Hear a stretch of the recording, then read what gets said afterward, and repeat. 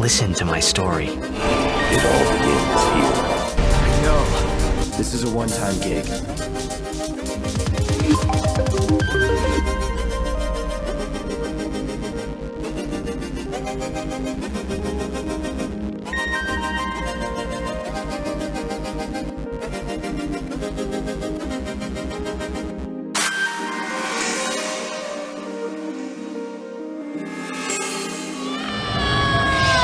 All right. Hello. Welcome back to another episode of Super Frank, a Super Frank podcast. I'm your host, Super Sanctus. Again, with me, the co-host, Frankie. All right. It's been a while. Been a long time. It feels like forever. Huge move in the process in between. Yeah. So it took us a while. Work was busy, so it was hard to get back to it. Yeah. Also, any spare time we had was playing the game. Still playing it. Yep. In the process, we both have beaten it, replayed all the way through now on hard mode. Spoiler, you beat it, you get a new game plus version in the harder mode. Keep all your equipment, all your abilities, and replay through it. And so we've both done that through the part now we want to talk about. So now we had to go kind of remember this part again. It's been a while. So where did we leave off? I think we left off with... Around the Garuda fight, I think, is what I remember. Yes. Where, Garuda is now dead, sadly. Yes. As I was just becoming so fond of Benedicta. Yeah, you just start to think, I really like Benedicta. She's a good character. And then, it's like, oh. Banner. Oh, Banner. So there was that, and then Clive wakes up naked and chained up. And all the just kill me, I killed Joshua. The realization that he's the icon of fire, so he was the one at Phoenix Gate. Yeah. So, I remember really feeling a little bit like denial. I'm like, no, he didn't do that. He's not Ifrit. Yeah. There's another Ifrit, right? Just started, the hooded man and that weird fire shadowy thing. That was Ifrit. You're not But it's like, as far as you're concerned, he is. So we left it off at there. We did skip though, however, there is a scene that was in the middle of that we skipped where after the Battle of Garuda, before Clive wakes up. Yes. They kind of go, you see a scene elsewhere with Odin and Bahamut. Yeah. It's a place called Belinus Tor, I believe is what it's called. How you say that? Which we were just talking about before recording. I believe it's on the shores of Sanbreque, towards the Crystalline Dominion. Yes. Where Waloed is trying to invade. I believe is what's going on at this point. Yes, I think it's again, you can always do that active time lore. Yeah. And it gives you a little bit information. Which I forgot to redo, but and I think it explains basically what's happening. Yes, is Waloed way out to the east is now attacking Sanbreque basically on Storm. So Ash is basically kind of invading Storm, and then big old battle, classic just bloody battle, and then we get to see Odin and Bahamut go at it. If I remember correctly too, you see Odin shows up, and then you see what's his name? Dion. Dion and his what's his right hand man's name? Terrence? That sounds right. Yeah. And he's like, my lord, are you going to join the fight? And he's like, kind of of course. Yeah. I'm going to. It's of course I'm going to go. He grabs a spear, awesome, flips it around, and then just he just jumps off. Up. And then the next scene is Bahamut's flying at Odin, and you're like, this is so cool. This is awesome, so cool. And Odin, should we say, Odin is massive. Yeah. He's not just like a guy on a horse. He's like a mountain-sized horse and a guy on that horse. Right. With a giant sword. You see the army people are little tiny Yep. You see him start to just step on them, and it's they're nothing. Yeah. And Bahamut's bigger. Yeah. Bahamut is very awesome. These guys are huge. Very good looking. I mean, still Titan's probably way bigger, but they're big, man. And just a little fight, chasing each other around. Not very long. It's crazy because Odin just right away just immediately like goes on and just starts like trampling people, and it's just one of like just don't really just felt like doesn't care. It seemed like some of it was probably his people, but it was like, what? And then I think it starts off, Bahamut actually pretty much does the same thing. He just fires a blast and just like seems to hit everybody. Yeah. Again, just kind of like when collateral damage. Yeah, collateral damage. When icons go out, it's just like, all right, Yeah. this is what happens, man. People are just And ants. Odin like just dodges it and goes to like, you know, swing back a little, like Santa Sukin kind of sends out like a little like energy blast, and I believe, you know, Bahamut's kind of just like dodging it just barely, right? Yeah. And then they like a little bit of that, a little bit like cat and mouse. They kind of engage once or twice, and then they kind of just like run off. Yeah. And you're a little bit like, what? Yeah, and then it just shows like Dion walking into like a war zone camp. Yeah, like tent. a barracks. Yeah. And then just like hands his spear off and like sits down, and then it's just like, I forget what he even says. It's just kind of like It's almost like news about like the capital, and then he's like, "No, I'm still that's needed right. here." That's right. They were saying something about the king maybe, but he was like, "No, I'm needed here. The king needs me here. So We're the last line of defense before the capital, so he needs me here." it's a little bit like, I don't know if they keep kind of going back at it with these quick clashes. That's what it seems like. That this is going from what on. we've seen. Sometimes it might seem like you can't be an icon for like too long. The only time we've really seen long, like being an icon, is like when they're out of control, like Garuda, and when Clive just transformed into like Ifrit. It seems like it's actually kind of quick. Yeah. Each time, we do know it takes a toll on their body. Yes, So we saw Sid afterwards. It's like coughing up like blood. We see Joshua when. Did we see him at Phoenix? No, just when he uses Phoenix powers. Yeah, so even So, just the just powers, using the powers, yes. he So I seems like feel like that's his kind of a Phoenix part is- of it. Is it's a real just quick burst clash, and you know takes a toll, so you kind of have to like recover and then come back. So that's a good point. It's probably But- what I thought.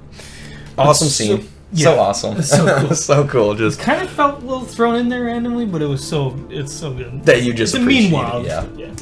So then it jumps though. Come back to Clive. You're in control of Clive, and you can walk around the hideaway. After you see some naked butt. Yeah. For the ladies, for the female Final Fantasy fans. Yeah. Um, Or some of the fellows. Yeah. Sid Some kind will of still like appreciate Sid kind of like knocks him, gives him a punch, like knocks him on his butt, and it's kind of like get your act together, right? Like when he's like, "Get your shit together and come see me." yeah. I don't know if he says it here or just like in a right next, but he's like, "Well, you're still breathing, so make yourself useful. Might as well make yourself useful." Yeah, I think he says that in here. Yeah. Um, So then you have the option to go around and talk to people, whatever, but you're supposed to just go through the hideaway and then go up and talk with Sid, where he tells you that Gav has news and he found your dominant of fire, and Clive is like, you're like, it's stupid. We sent him on a wild goose chase. I'm not dominant of fire, and he's like, you're gonna want to listen to what he has to say. he's like, remember, like you are the one who's like told him to go. Like you're responsible. You kind of, you got to do it. Let's just hear him out. Go meet with him. So then, King's Fall is where we go. Yes. is what So then it's called, like the you next got place. So you're on your way. a spot to go meet up with Gav, right? Yeah. And so then you're, and it's a now Or like stage. a stage. You're right there. They kind of now call this it. is one of Yeah. those, like a stage, the one where you don't have a map to it or anything. Like right away when you get there, you're chatting with Sid a little bit, just chit chat, and then you hear a whistle, and Sid is like, "That's an Imperial like whistle." So Sambrek, right? Yeah, so Sambrek army. He's like, they shouldn't be here. This place is supposed to be deserted or abandoned. Which I think, now just thinking about it, I think that's supposed to tie in with the scene we just saw, the whole battle. Sid is like, this should be abandoned. Oh. But now because they're like back at war, they're like at this like abandoned fortress like again. Gotcha. So he's like Sid is what? like, that's, I don't think he knows that like they're basically back at war. So he's like, This is Gav is in trouble. He's here, and now there's Imperials, so we got to kind of go look for him, right? Yeah. So Sid leaves and says, "I'm gonna go check it out. You go meet up with Gav." Yes. And then I think even You just Clive makes a little comment about another Sid shortcut or something. Oh yeah, That kind of becomes a thing. Yeah. Sid's It's like, shortcuts. shortcut type. Yeah. So I remember going through this. I did make a note that I said the music here is nice and like peaceful. Right. I don't remember it all. Yeah. It's like very like you're on like a river that has a few waterfalls Yep, to it. yeah. Very nice grassy setting and a very peaceful place. Right. It kind of just like fits like Yeah. with what's going on. It's like a little somber. And there's not a lot to this place. Yeah, you kind of just It's a little really only, easier like, just going a through. couple of fights. Mm-hmm. Like a couple of regular fights, wander through like side of this. I think you fight that like Minotaur little mini boss. Mm-hmm. Nothing. And then, yeah, is there even a boss fight? You know, I don't think it's a I didn't even legit make a boss. note. It's like a no. It literally just said straightforward, and then you hit a bridge, and you look over, and you see Gav being chased by a handful of Imperial soldiers. Yep. And his back is to like a cliff.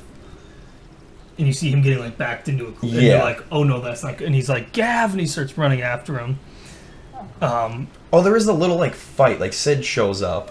This is what, this is Because right then, so so you see that, and then you're like running to go there, and then you get stopped by a and then dragoon, right? yeah. So it's another fight with a dragoon.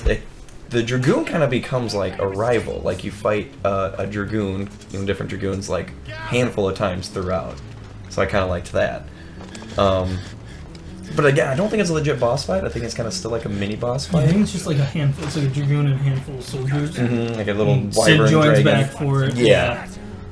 And then you're like- and I was just playing it then the other night, and I was doing it on the easy mode again. So third time I've played through this part. Right.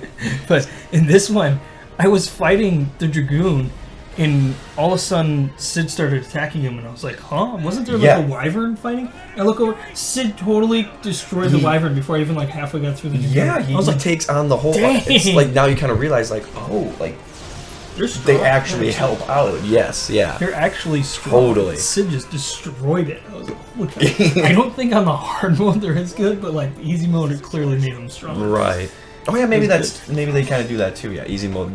They help out a bit more. Yeah, that makes sense. Pretty cool. In the middle of that, though, you notice as Gav's being backed up, the one thing I didn't want to mention, like he's got one arm is sliced and is like dangling. Oh. And so he's just holding his sword with one hand and being sliced. Okay, I don't even know if I caught that. Yeah. Yeah. So you're like, oh he's no, wounded. He's really, he can't even wounded. fight back. There's probably like 4 or 5 soldiers backing him into this like corner where it's a giant cliff into a waterfall. Right.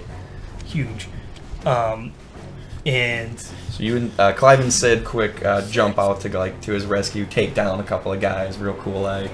this is where so Clive like runs after him, and then Sid jumps and does like a Thunder punch, right? Thunder Like, punch. Yeah.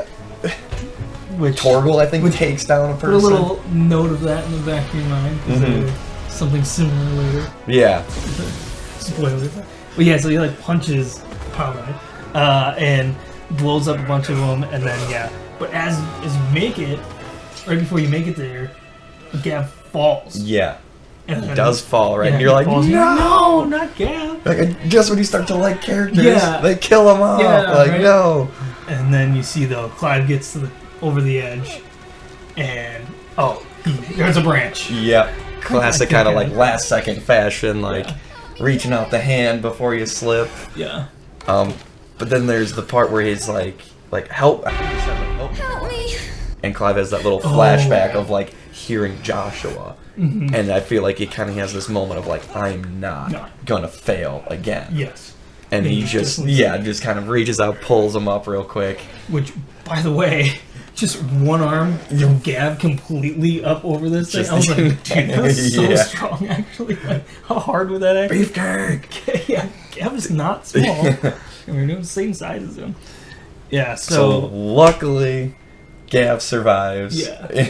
yeah, and then this is where, so then Gav drops it on you and says that he found the person you're following, and they had Sandbreck soldiers are after him, and he's like, you should have seen what they did, and Clive is like, Gav, I'm sorry to have put you through all this, but like, he he can't can't be the dominant of fire. Yep. I'm the dominant of fire. And he's like, well, if you would have seen what those soldiers looked like after what he did to them, like he is the dominant of fire. Yeah, I think he kind of says, because you're like, oh, could he be a bear using like fire magic? And he's like, I have never seen like this amount of Like people charge. yes, yeah, like how well he's or how strong he is with like fire magic. He's like, he is a dominant of fire.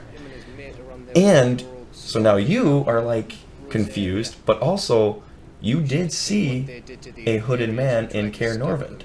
Benedicta kind of tortured him and the the lady he was with. So Clive hasn't. Clive never saw that.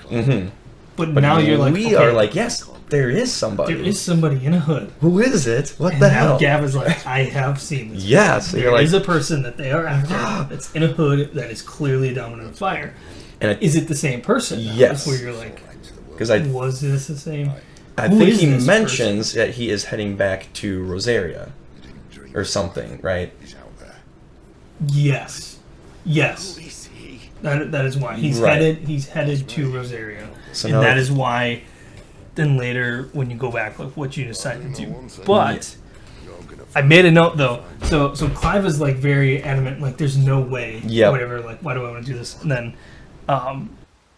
You swore you'd avenge your brother's death, that you'd never rest until you'd hunted down the man responsible. So, find out if this man's responsible, and kill yourself if he's not. and just so matter of fact. And just like give Clive a little He's like, it's tap the easiest- and then walks past. Yeah, and he's like, it's like the easiest decision in the world, dude. Like, is this guy guilty or not? If not, then you are. There's your answer. Then your answer. And kill yourself if you want. And you're like, wow, okay. So you're like, all right, Clive yeah. kind of was like, I can't argue that line. It's kinda like- Right, yeah, he's like, his response was like, doesn't really say anything, but you just kind of see that. So then it jumps though, and this is one of the big reveals. Put him in a. oh, now this scene, yes. Yeah. So now speaking of who is the hooded man? Yes. Now it jumps to showing us the hooded man with that girl that he was with. Yep. That Benedicta was like torturing, Yep. and they're talking a little bit about having to go there. I think they're talking about heading back to like Rosaria, and I think he finally takes off his hood, right? Yes. And So you're like, blonde hair, and then they don't say the name though. they don't say the name. I've been wondering. I don't have, like with the subtitles, I don't have the name with it. So I was wondering if it tells you the name. I think it does. Because it probably Because I'm does. pretty sure I do. So it's a pretty little. sure If you don't, does. you're like If with you us. don't, You're it's- not 100% Yeah. sure. But then it he looks pretty dang obvious, right? Yep, he You're looks like- like somebody. And then he kind of does a little fire in his hand. Yeah. Talks about going back to Rosaria where it all began, or where it all went Yeah. wrong. Yes, and he says he has to be stopped, Yes. and you're like, who? Who? What? But he's like, he has to be stopped. Yeah, and then like closes his thing. And you're like, is that Joshua? That was Was that Joshua, blue right? eyes, blonde hair? Yeah. And now you're trying to remember, like, did Joshua have like blue eyes? You're like, no way. But like, Wait a minute. You're who like, has to be stopped? Clive? yeah, you're like, what is Are they going gonna on? fight each other? What is going on? I remember this first scene. It was just Jaw like, dropped. yeah, I was like, oh my god. First off, I went, I knew it. You're 'Cause I right, remember yes. calling it like Joshua doesn't. I know he's gonna die, and I know he's gonna come back. Yeah. So we don't know anything other than this is just an assumption by this point. Mhm. Believe that this is Joshua. Somehow he survived. Who is this chick? Absolutely no idea. Yep. But all we know is he's going back to Phoenix Gate. And You know, he's going back to Rosaria and Phoenix Gate. somebody has to be for stopped. some reason. Somebody. He's on a mission, so, yeah. So you're kind of assuming at this point that there's. Yeah, maybe he's talking Clive. At this That's point, you're like, right, maybe yeah. Clive is the one who has to be stopped. Oh, or is it there Sam Brack? Something else? Yeah. Like, Who? yeah, you have to be stopped. What? Is it Odin? Like, So that was a very interesting, like, half of a bombshell dropped. yep, It's like, yeah.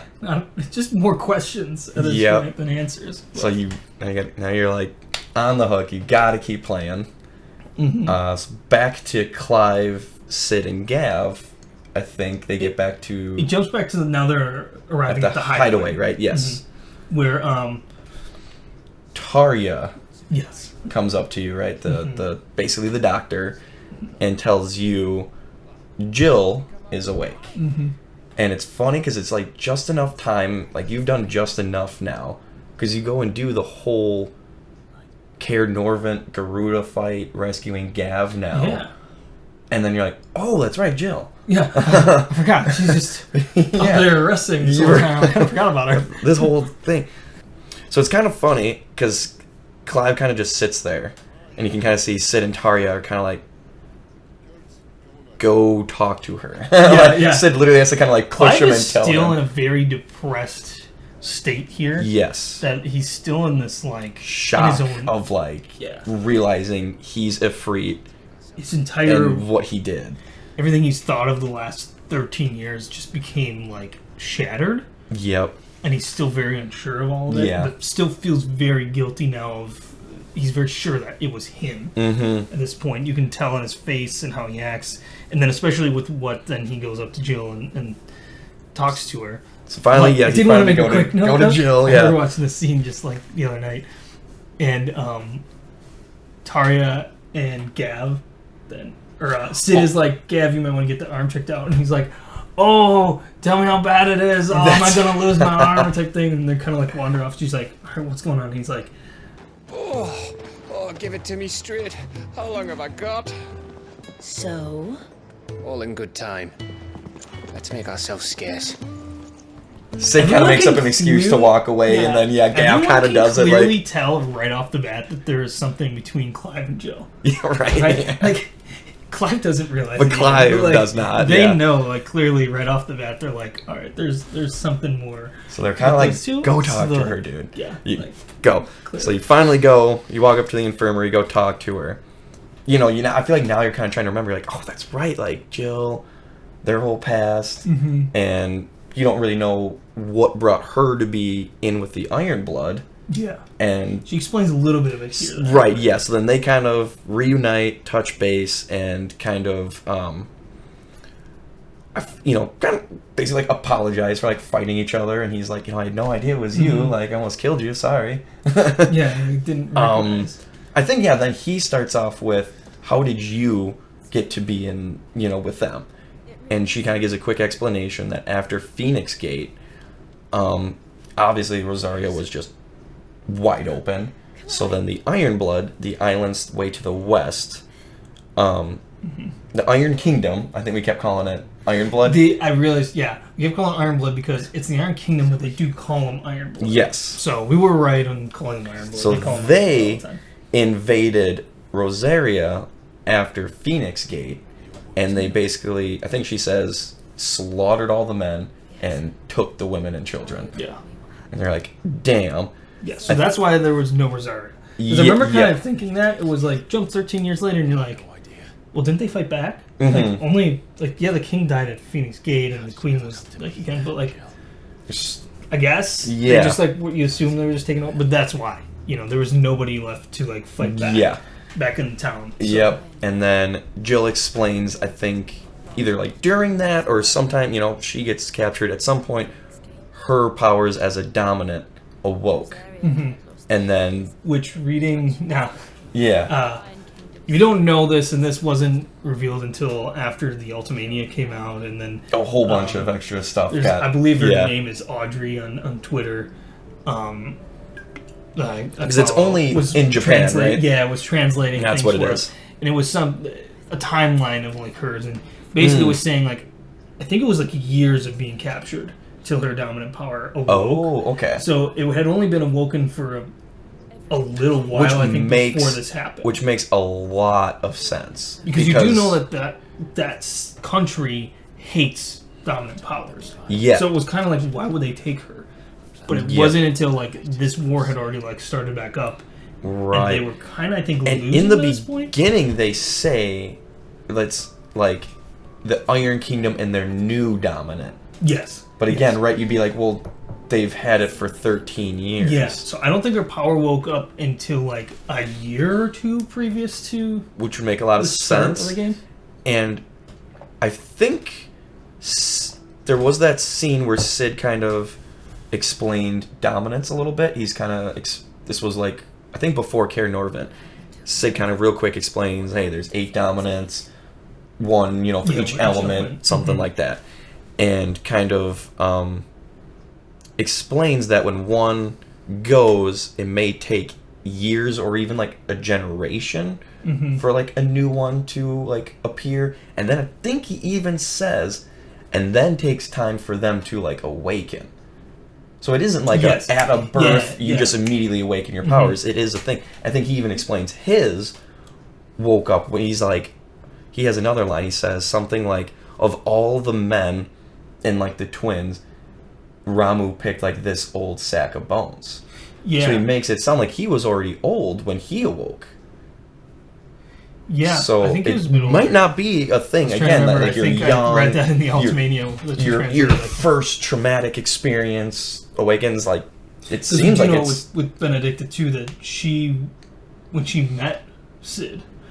Yeah, I'm blanking on her. She was just like a slave girl, I think, at the time that he met her, and she was about to be like raped. I think this was also in the Ultimania, but in a way you see that scene. Yeah, it shows a real quick and it kind of, I think, says it more in detail too in the story. The lore or whatever, yeah. But yeah, basically you learn about this point. It can awaken at any point. Yeah. It's so shocking. So it full circle here. Yeah. Happens to Jill a little bit later.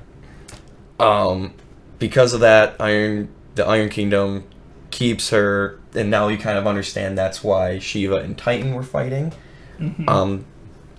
Then Clive makes a comment. And they call us dominant.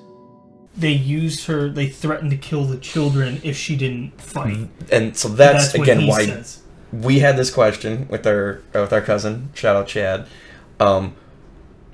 So she awakens as an icon, super strong, as we've clearly seen. Yeah. So why wouldn't she fight back? Yeah. Why wouldn't she just Why wouldn't she just kill them all? Boom! She could probably almost freeze the entire island that they're on. Right. She says the women and children that they also took from Rosaria, basically would threaten to kill them if she didn't follow along. So. Yeah. And then I think that's when he makes the remark of we're supposed to be dominants, like we're supposed to be dominating people, like geez. And she's like, we. What? Yeah, she's like, huh? Yeah. And then I think he kind of does a real quick kind of like a little jump. Yeah, he kind of explains it. I don't know how to tell you this, but I killed Joshua. I was the reason for Phoenix Gate. My dominant awoke, and then Phoenix for Gate. you, and then recently again it reawoke. So I know it's me. Yep. I'm the one who killed Josh. And she's kind of like, no way. Like, that's not you. You couldn't do that. I know that.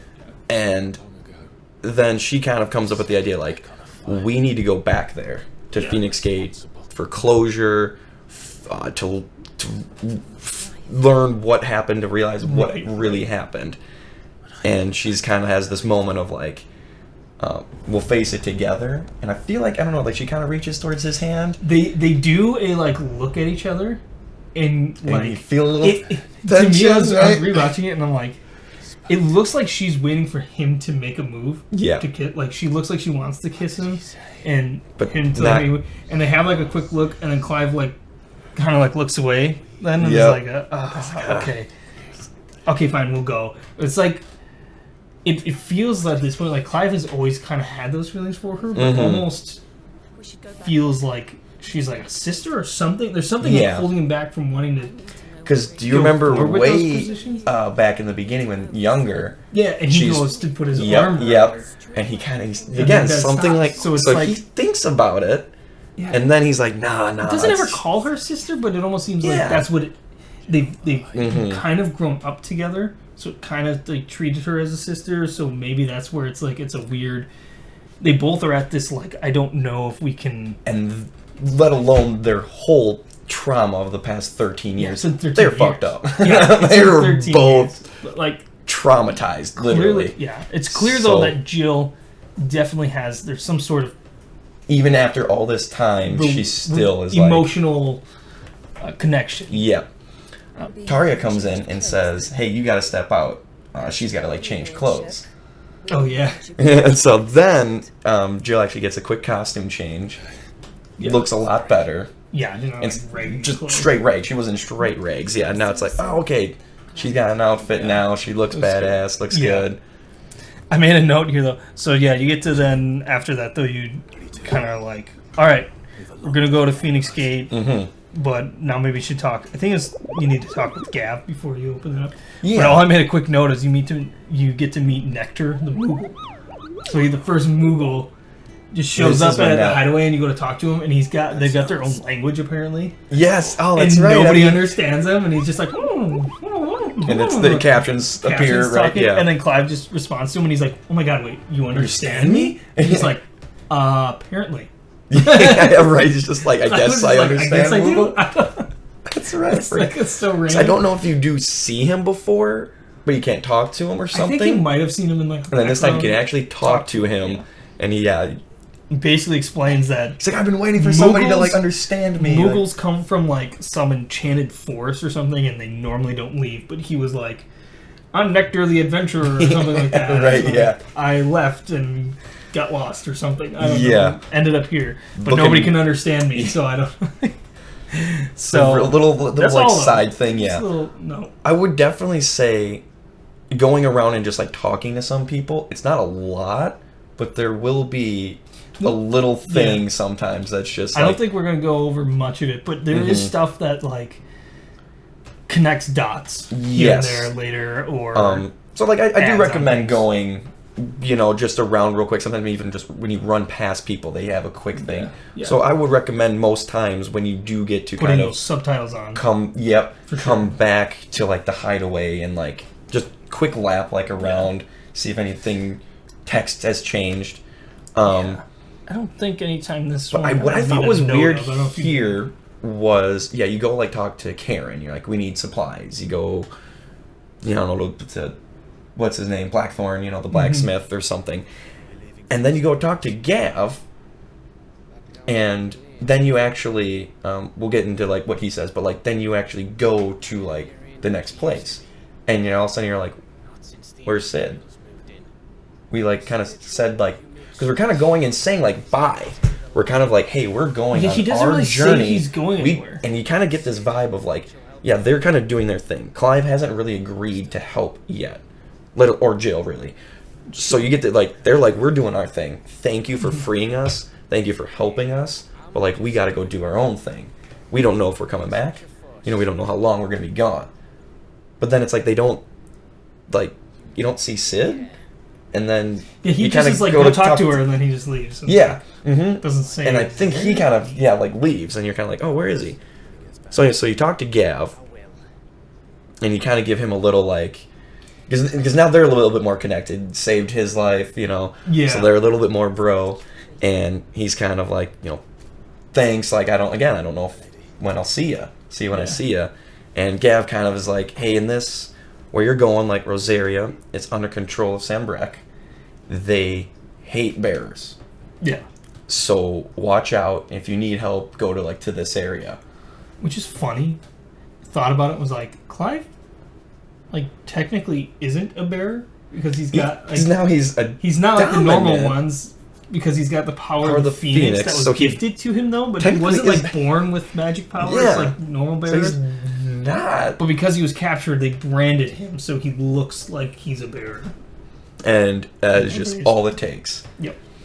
So I think you might have a side quest or two now. Yeah, I think so. I didn't make a note of them, but I don't think again, they're it's too important. Nothing. There's nothing really. Just Gav tells you though, on your way, you should stop at Martha's Rest. Yes. She's a friend of Sid. Yeah. Like he met he does make a note too, and then he's like, I'm bad at these goodbyes. Where's Sid when you need him? Yeah. So that's where you're like, wait, where is Sid? Yeah, where is Sid? I don't know where he's at. But now, so you finally go on this next area is not a stage. You actually get to go to an open area, and I think it's your first like open area. Yeah, we had Stillwater, but it was just kind of like a oval like place. That's right. There has been an area like a map, but like this is a bit more like you can go. There was a couple before. You can actually kind of explore another path that you can just not. Yeah. You know, you can go straight to Martha's Rest, or you Seems can kind of like- explore a little bit more. Yeah. Do you want to make a comment like when you explore there isn't a whole lot? You get the occasional item. Yeah. You get like gil, but it literally will be like 2 gil. Yeah. Or It's like a craft material, like a fang. Which And I've been by the end we wondering. learned that never came in. I never You was like are never worried short about of like craft materials where it's like, oh, I have to go run it. around I this was map. though, however, in this when I'm replaying on the easy version and I'm like speed running type thing through Mm-hmm. Right. it. And I'm not doing so. I didn't do any of those looking for any of it. Just went straight from point A to point B. No side quests.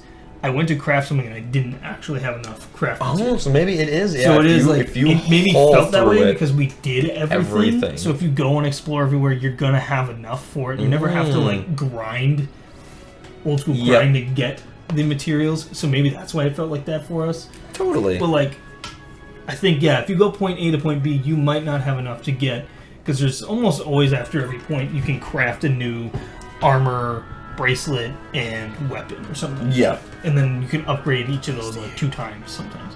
Yeah. So if you don't do these things, you won't have enough components, I think. Yeah. But it's not... What I was been wondering It's not a is crazy thing. like I don't get that like 2 gil. That is I don't get so worthless. when you need like thousands of gil. Yeah. I'm wondering, is it like a Final Fantasy 12 thing where like that drop, that like loot, is like the treasure box in 12, where there is like a random % chance. You might get 2 gil, you might get like crafting material, it might be like a potion. But I feel like I have replayed the same part. Like, you know, Yeah. went and played, quit, loaded a save file, played the exact same, and it was the exact same. Potion was here, a sharp fang was here, 2 gil was here. Yeah. But I'm like, I don't get that Yeah.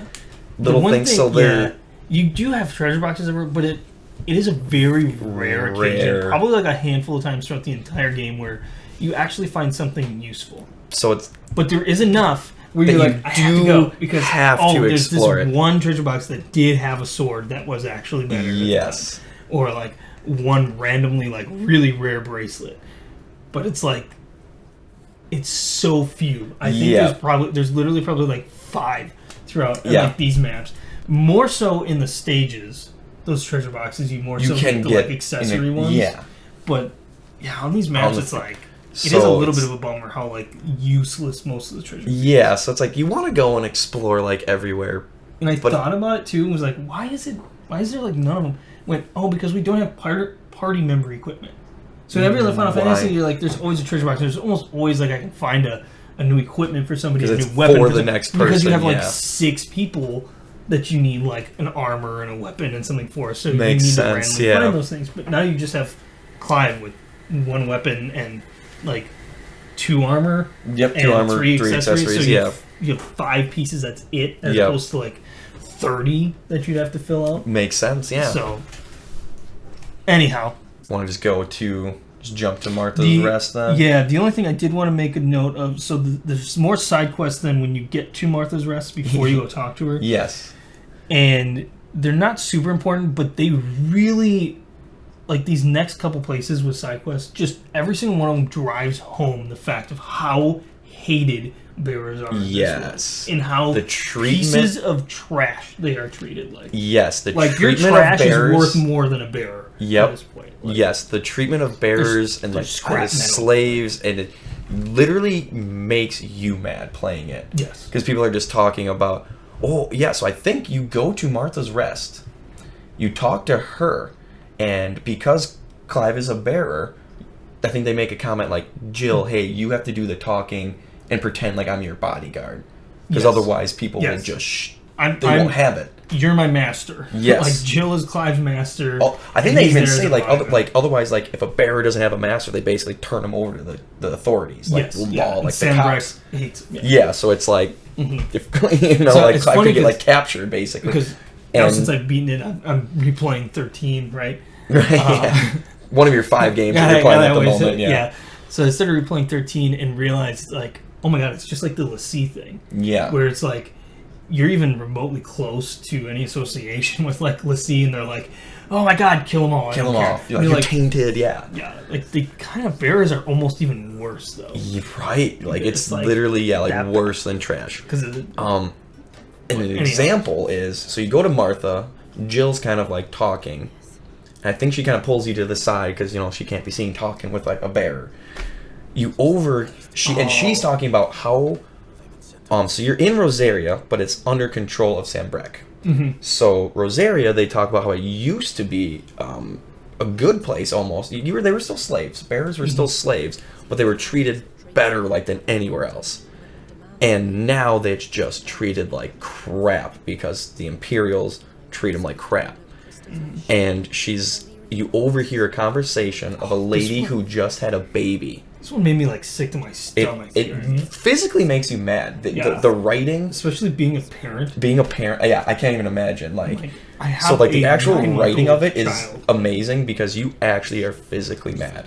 Yeah. Because the scene is a mother who just had a baby, found out it was a bear.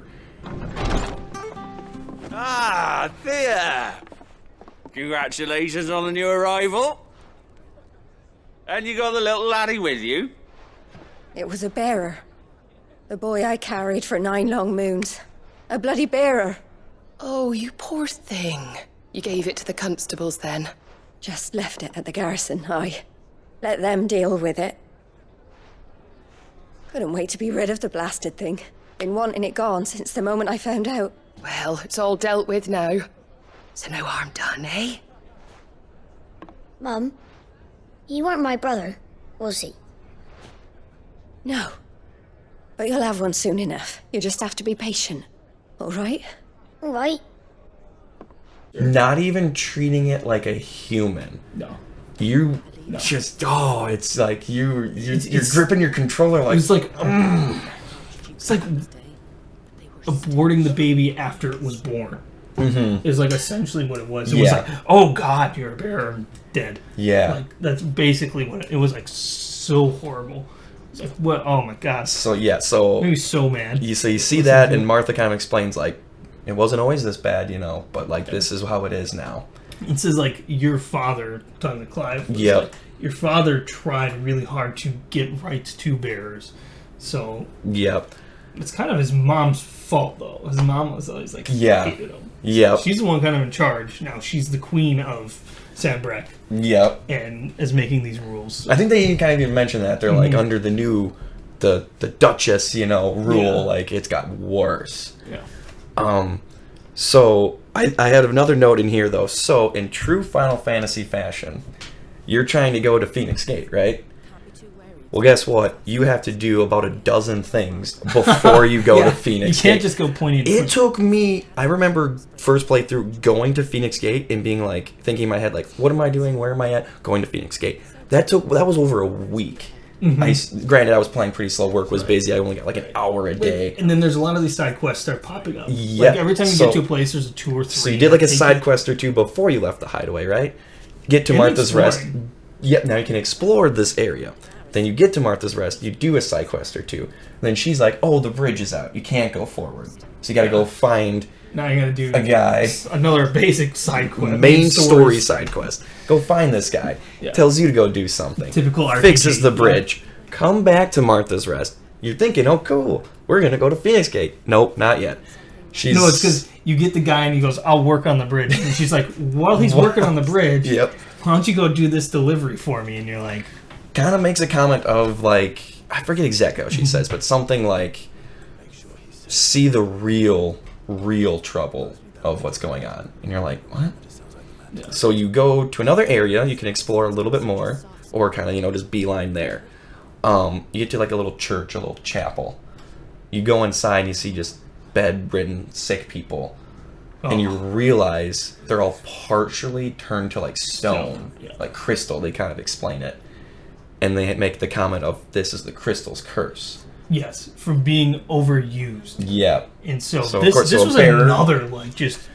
gut punch. Like, it's like, it's one of those things, again, it's like, it's hard to, like, watch almost. It's just is another way of just driving home what this world is like. Mm-hmm. And the how world building of it, it is forebears. And I think the whole point of it is, like, Clive at this point has no, like this is just showing what Sid is trying to change the world. Yes. Right. Right. And so it's trying to drive it home to Clive, but not just Clive, Jill, too, who now is just recently able to join this. So I think they have a comment. They say, like, wow, we didn't know it was this bad for bears. Like, yeah, because they were, like, we were lucky how we were. Yeah. Right? They didn't. Right, yeah, he was. Like, they didn't know that this happened. Like, they heard about it, but they never saw it. And now just and it is seeing a rough it, they're like... Because you see the guy, like almost all but his face at this point is covered in, like, stone, it looks like. Like, whimpering and literally, like, cries out for help. Yeah. And is like, help me, I don't want to die alone. Right? Yeah. And you're like... The pastor's like, it's oh my fine. God. I'm here. Oh, that's right. So for Martha, you come and deliver basically like painkillers. Yes. Like medicine to help pain. And this guy's like, oh, thank you. And put him out. I think it puts him out of his misery. Yeah, like he's like, oh, thank you. Like, now their final moments will be like peaceful and not painful. Yeah. So you're like, oh my God. We didn't just like deliver medicine. We delivered, like euthanization. And then he basically is like, what happens? He's basically like, so he's like dying, gives it to him. Yeah, and then Clive and Jill step out. They're like, oh my God, like, need to step out after watching the one. And then you hear another guy like crying in pain, and you kind of go back in there, and the guy was like, thank you. That's when he says like, thank you, and then he's like about to walk out, and the pastor was like, by the way, tell Martha 2 more have succumbed to the curse. Yeah. And Clive doesn't even like say a word. He just like looks down and then like walks out. Yeah. And it's just like oh my God, you can just see it. And there's like other bodies that are already dead in there. Like there's like 6 bodies in there. Yeah. And basically it's saying like these are the slaves that they get use them for their magic, and once they're used up, then they just like toss them out, and this is like so now I don't know if it kind of fully explains it, but now it kind of explains it that bears, yes, can use magic, but it takes a toll on their body. We've seen the dominance, you know, coughing up like blood. Yeah. It's like, yes, using magic takes a toll on your body. And since they're treated like slaves, they don't care. They say, use your magic, use your magic, use your magic. Yeah. And then eventually they start turning, their limbs kind of explains like turn to stone, and eventually everything. Just, and then they literally, I think it kind of shows them like, they like, away. Like, you know what I mean? Like turn to like dust and like just...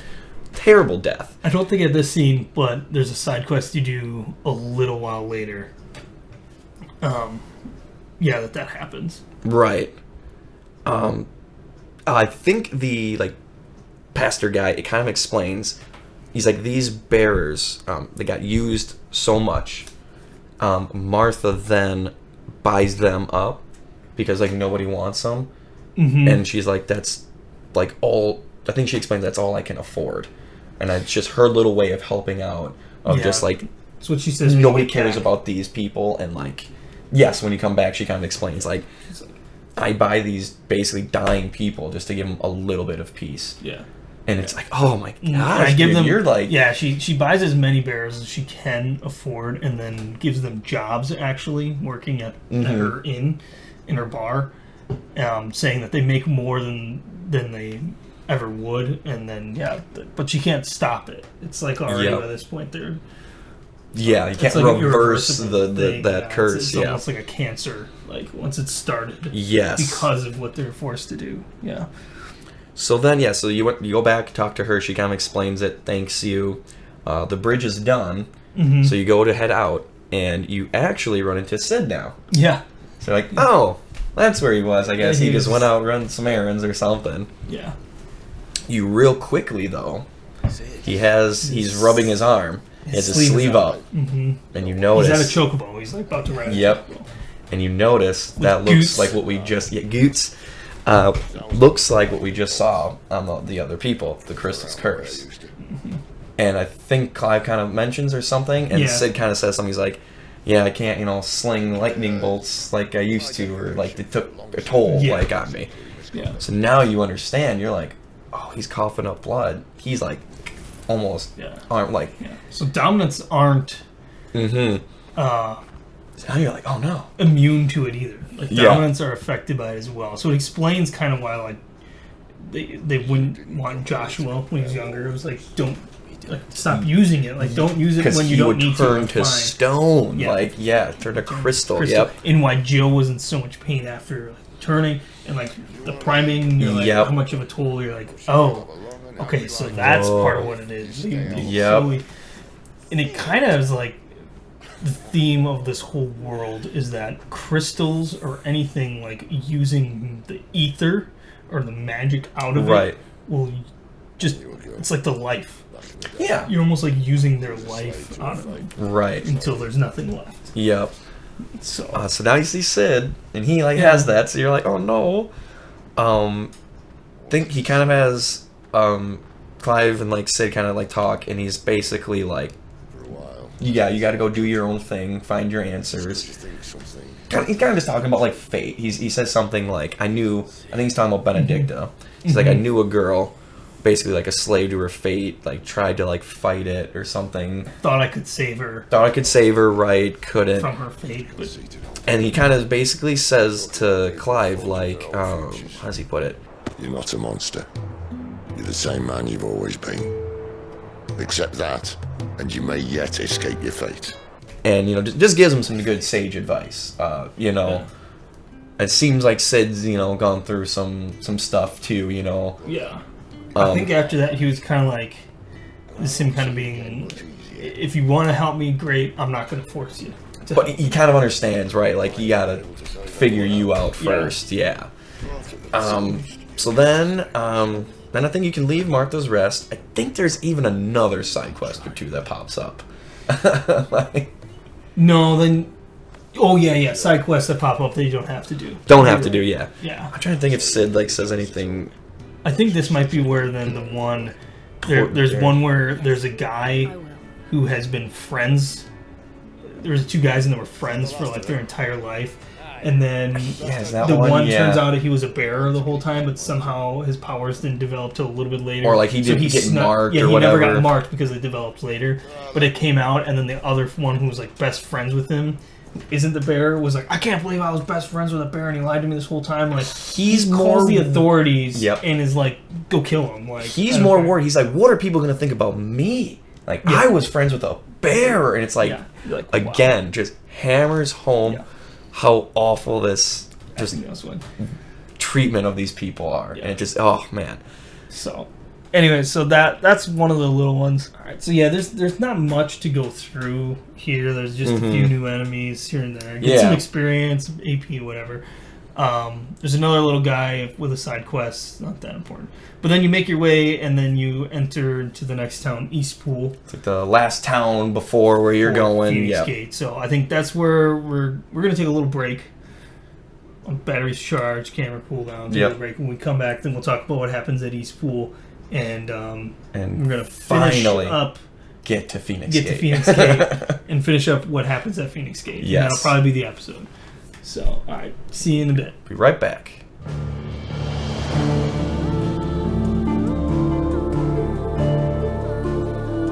All right, so welcome back. Yeah, welcome back. Nice bathroom break. Right, yeah. That's every FNFF. I always wonder why they always take a break. Like, does Curtis really have to shit during really every podcast? Because they're always talking about it. Like, we take a break because I gotta go to bed. Like, why does he always have to shit? Maybe it's just the camera. It's just a joke. I don't know. Yep. Because our camera keeps overheating, so we had to give it a minute and change batteries. So, anyways, we made it to Eastpool. Quiet. Yes. Immediately arriving at Eastpool. Yes. Yeah. Somebody comes up, calls you out, calls you out immediately. Like, you're Clive. No. And I love it. He immediately goes to grab his sword. He's like, do I have to kill something? Do I have to kill a bitch? Like, he's immediately like, oh, I gotta kill somebody. Yeah. Turns like around. And I'm blanking on her name. Lady Hannah. Hannah. Yes.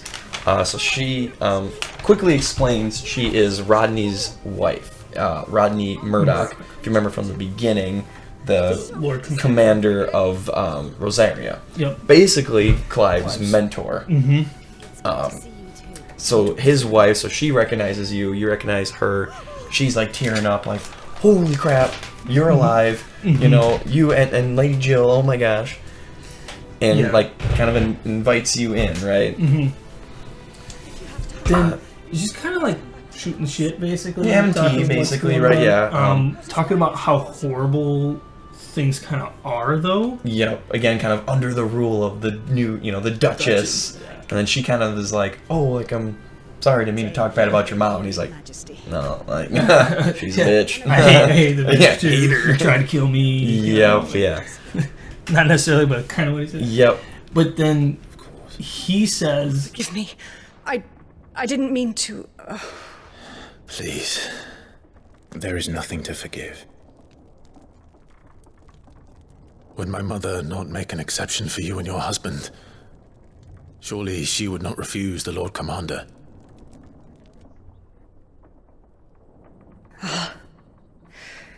You haven't heard, then. Rodney passed away on the night of the fire. He never returned from Phoenix Gate. He died there. And immediately it's one of those you can just... It's so good because it's not even just like an actor, like the expression of his face is enough. Like you just see the color and like devastation and realization of oh my god, I killed him. Mm-hmm. That was me. Like he died for just free. Another thing like piled on to Clive. God, you just see how devastating it was immediately, and how awkward immediately then he got, where he was like, oh my god, I got all.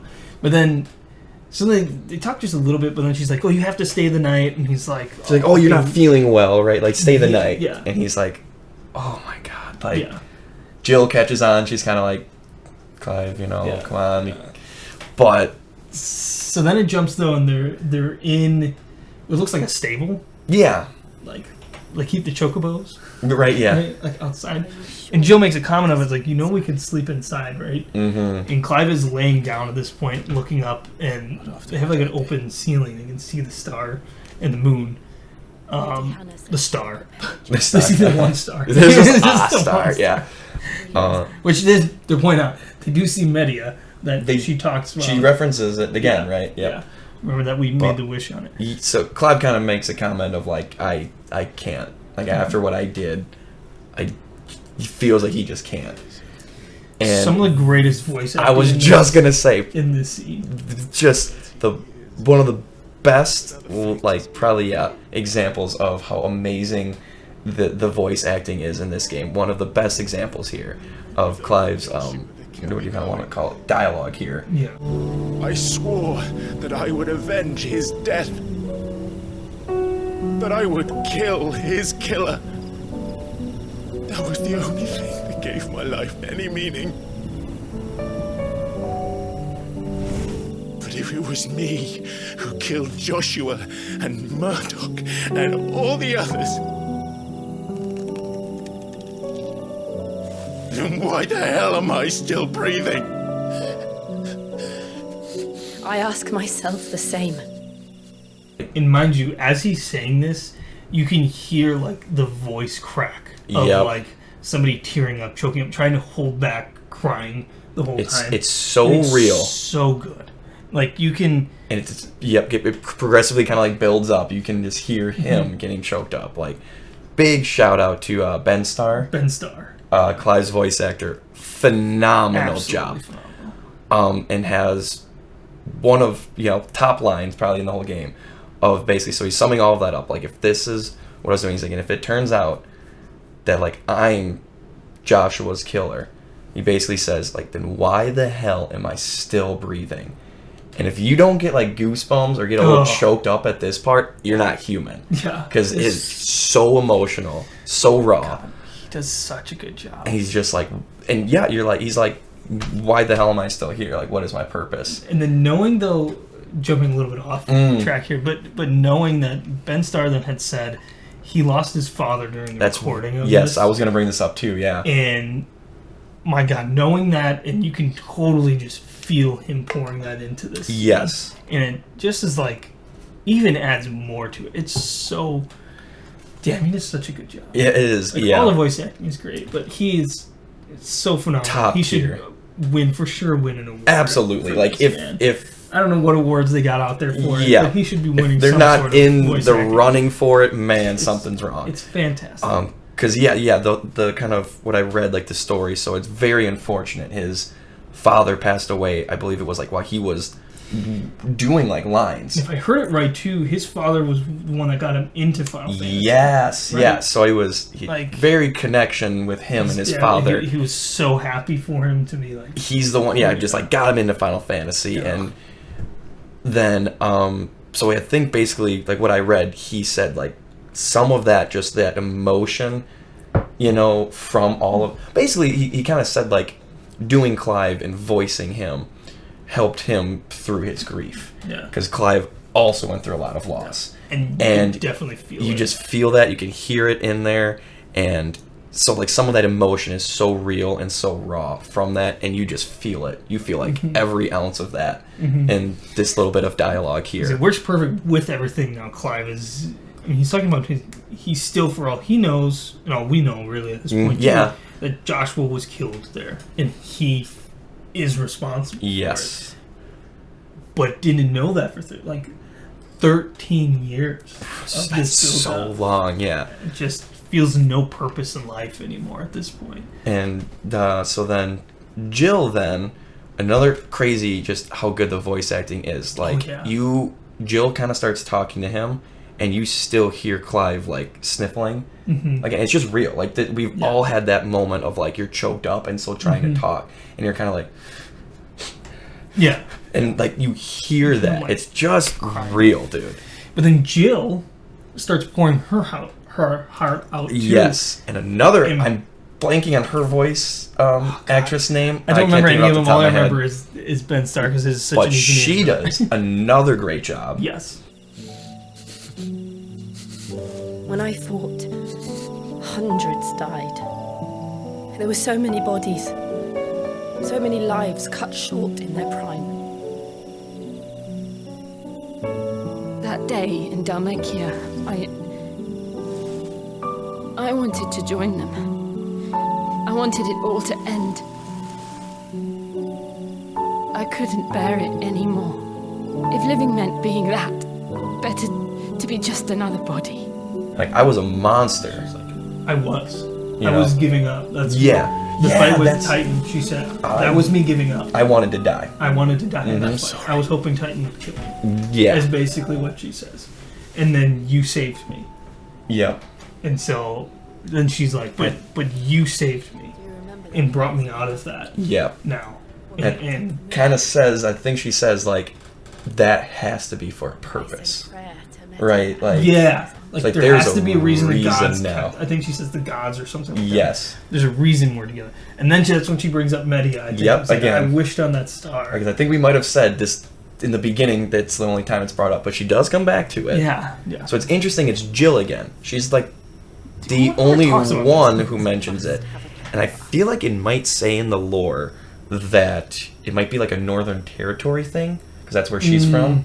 I think that's gone, like dead and gone in the Blight, so like she's like the only person we know from that area, so maybe that makes sense why she's the only one referencing this kind of like, it's like a religion thing. Yeah.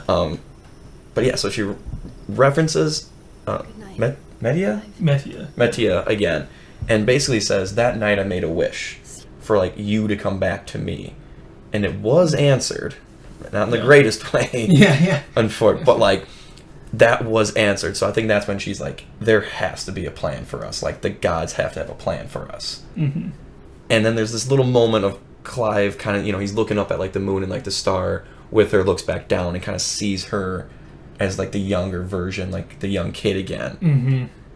And again, I think that kind of plays into like the thing of like that's how he sees her. Yes. And it's like so again, they have that little moment of she kind of leans in again. Yeah, it's another moment. You're like, are they gonna? And then he kind of like draws back again, and they're like, yeah, we should get some sleep. And you're like, dude, I think cut this. I think she says it this time. I think because again, she kind of goes closer. He kind of like doesn't go, and then doesn't go for it. And they kind of have this like step back. I think she this time was like, okay, maybe I'm reading into this too far. Maybe she doesn't have those feelings for me. And then like, we should just go to sleep. And they're like, yep. You're like, just like, don't mind me. I'm just gonna, I got a scratch over here or something, right? It's like you can just cut the sexual tension with a knife, yeah. right? You're just like, oh man. Well, this fight, you're like, oh, I can't. But then again, like they just both just poured their heart out about how they're messed up. So you're like, it's not the most romantic time. But then go to sleep. Next morning, kind of there's like it's like a little like low shot. He kind of like sees like boots and kind of like, you know what? It was hilarious, dude. I actually paused it because the one quick line, he goes, "How did you come across my father's clothes?" And I like paused it and I was like, "She banging the king." Like, this is some kind of affair. Father's clothes and like the. Oh my god, I never put that together. It was like something I just like paused at the right time. That one line quickly changes she was directions. Like, oh yeah. Quickly, she doesn't give a very good explanation. No, you say that. It's just doesn't give. It just caught me off guard for some reason. It was just She's like, oh, I always held on to them, my father? And he knew that you would always want them when you grew up. She kind of said like, oh, he and Rodney like were best friends. He basically like lived here, so like some of his clothes are here. It's like, okay, yeah, I don't know about that. Anyway, so yeah, just some kind of old. Clive's father's like old clothes, and so it kind of slowly goes up, and you reveal like his new outfit, and you're like, so awesome! Like so this is it, fucking badass. You're right, just so good. It's got like black and red. Yes, this black cape, like a red vest. You get like a sword too. That's actually pretty. That's just awesome. It just fits. Like it's what like you're probably gonna, if you think back on the game now, where this is his Buster sword. Yes, it's called Invictus. Yes, it feels like, and it's like this is Clive's sword. Red, like glowing, like diamonds in the like, just above the hilt. Yeah, on it, and this is like this is Clive's sword. Right. This is Clive. This is the like armored kind of gauntlets and like armored like up to the knees. It just looks a little Vincent Valentine. Oh yeah. From because the red and kind of just like flowing a little darker, and it's got not. The it is a little. The cape's a little beat up a bit too because it's a bit older. Like she said, it's his dad's, which was 13 years ago. It's killed, and it was when he was younger, so it's probably 20+-year-old stuff that's been sitting in the closet. So, but it looks awesome on him. So super cool. Yeah. Now you've got Jill and Clive now are in their outfits. Costume change, like which now, though, this is also a moment. Now replaying it here after about a month or so or two after the game came out, I think maybe 2. Because after we beat it, then they came out with the update. Oh, yep. That they came out with new like 2 months outfits at least. Yep. For them now.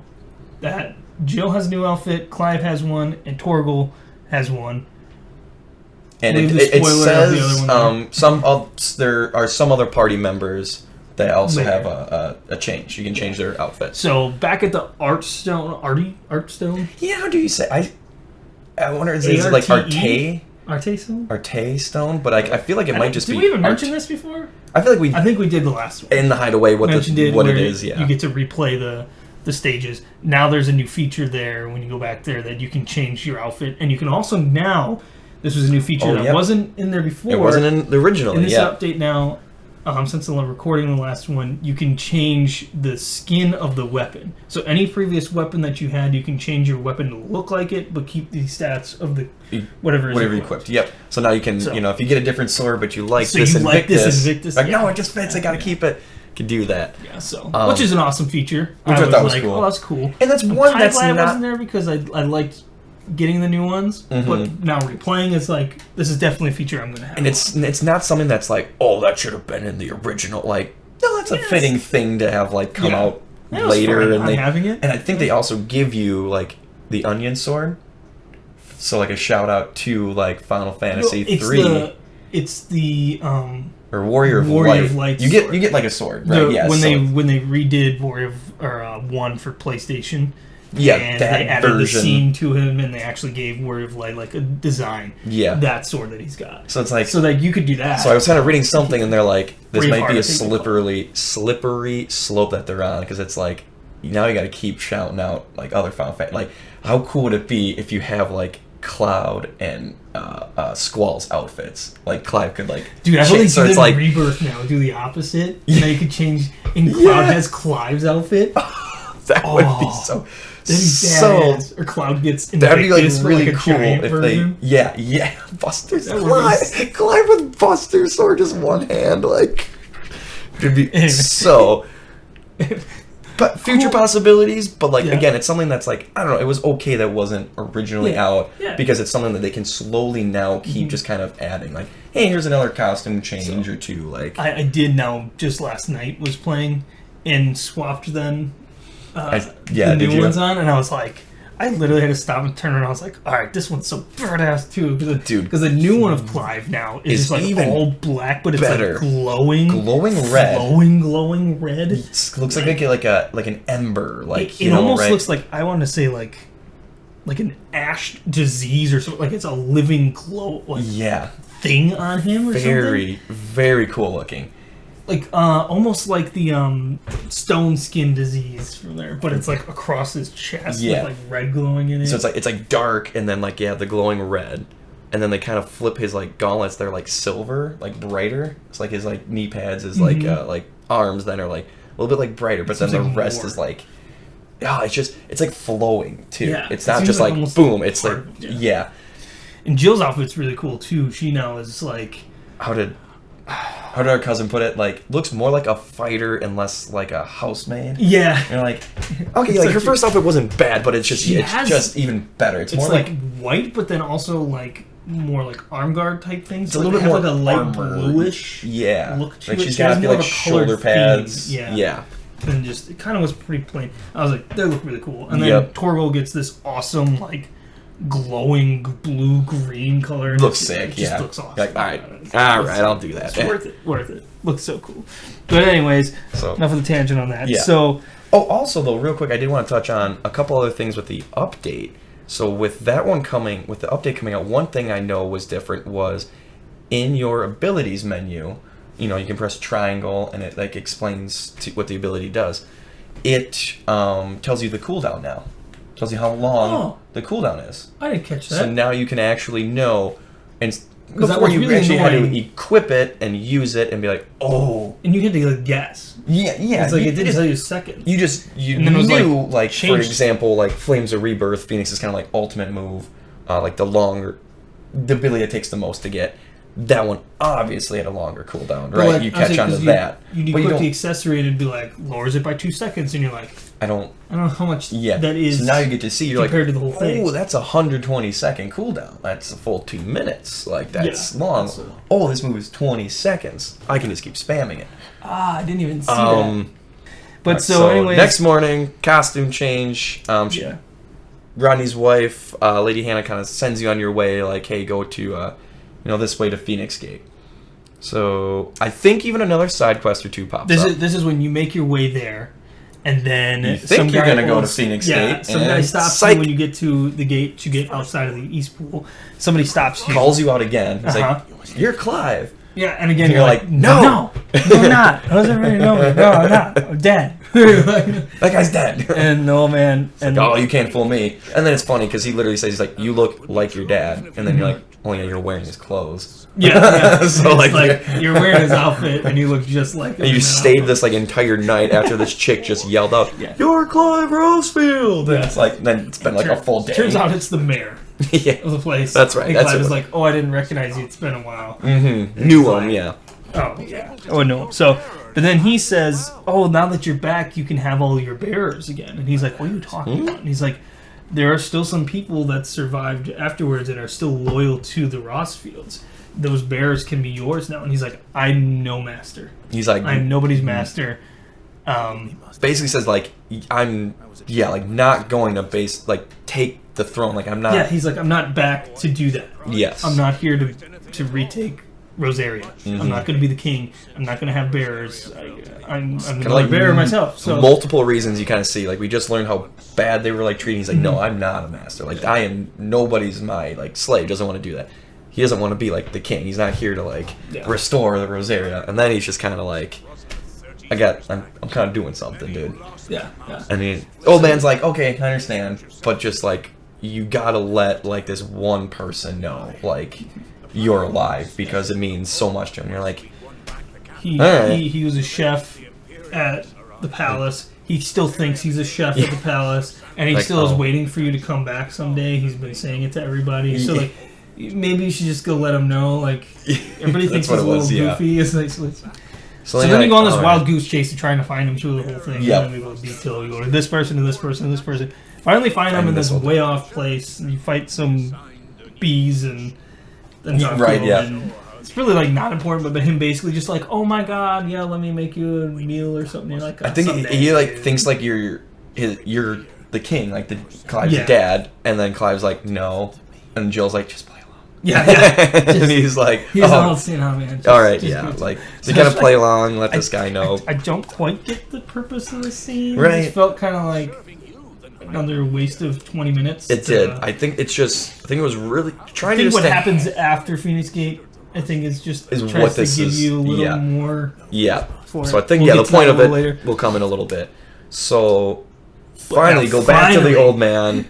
Can finally you leave Yeah. Eastpool, and you're this close to Phoenix You Gate. go to the other side of the gate now. You open this gate on the other side of East Pool, and it's called the Dim, The Dim, yes. right?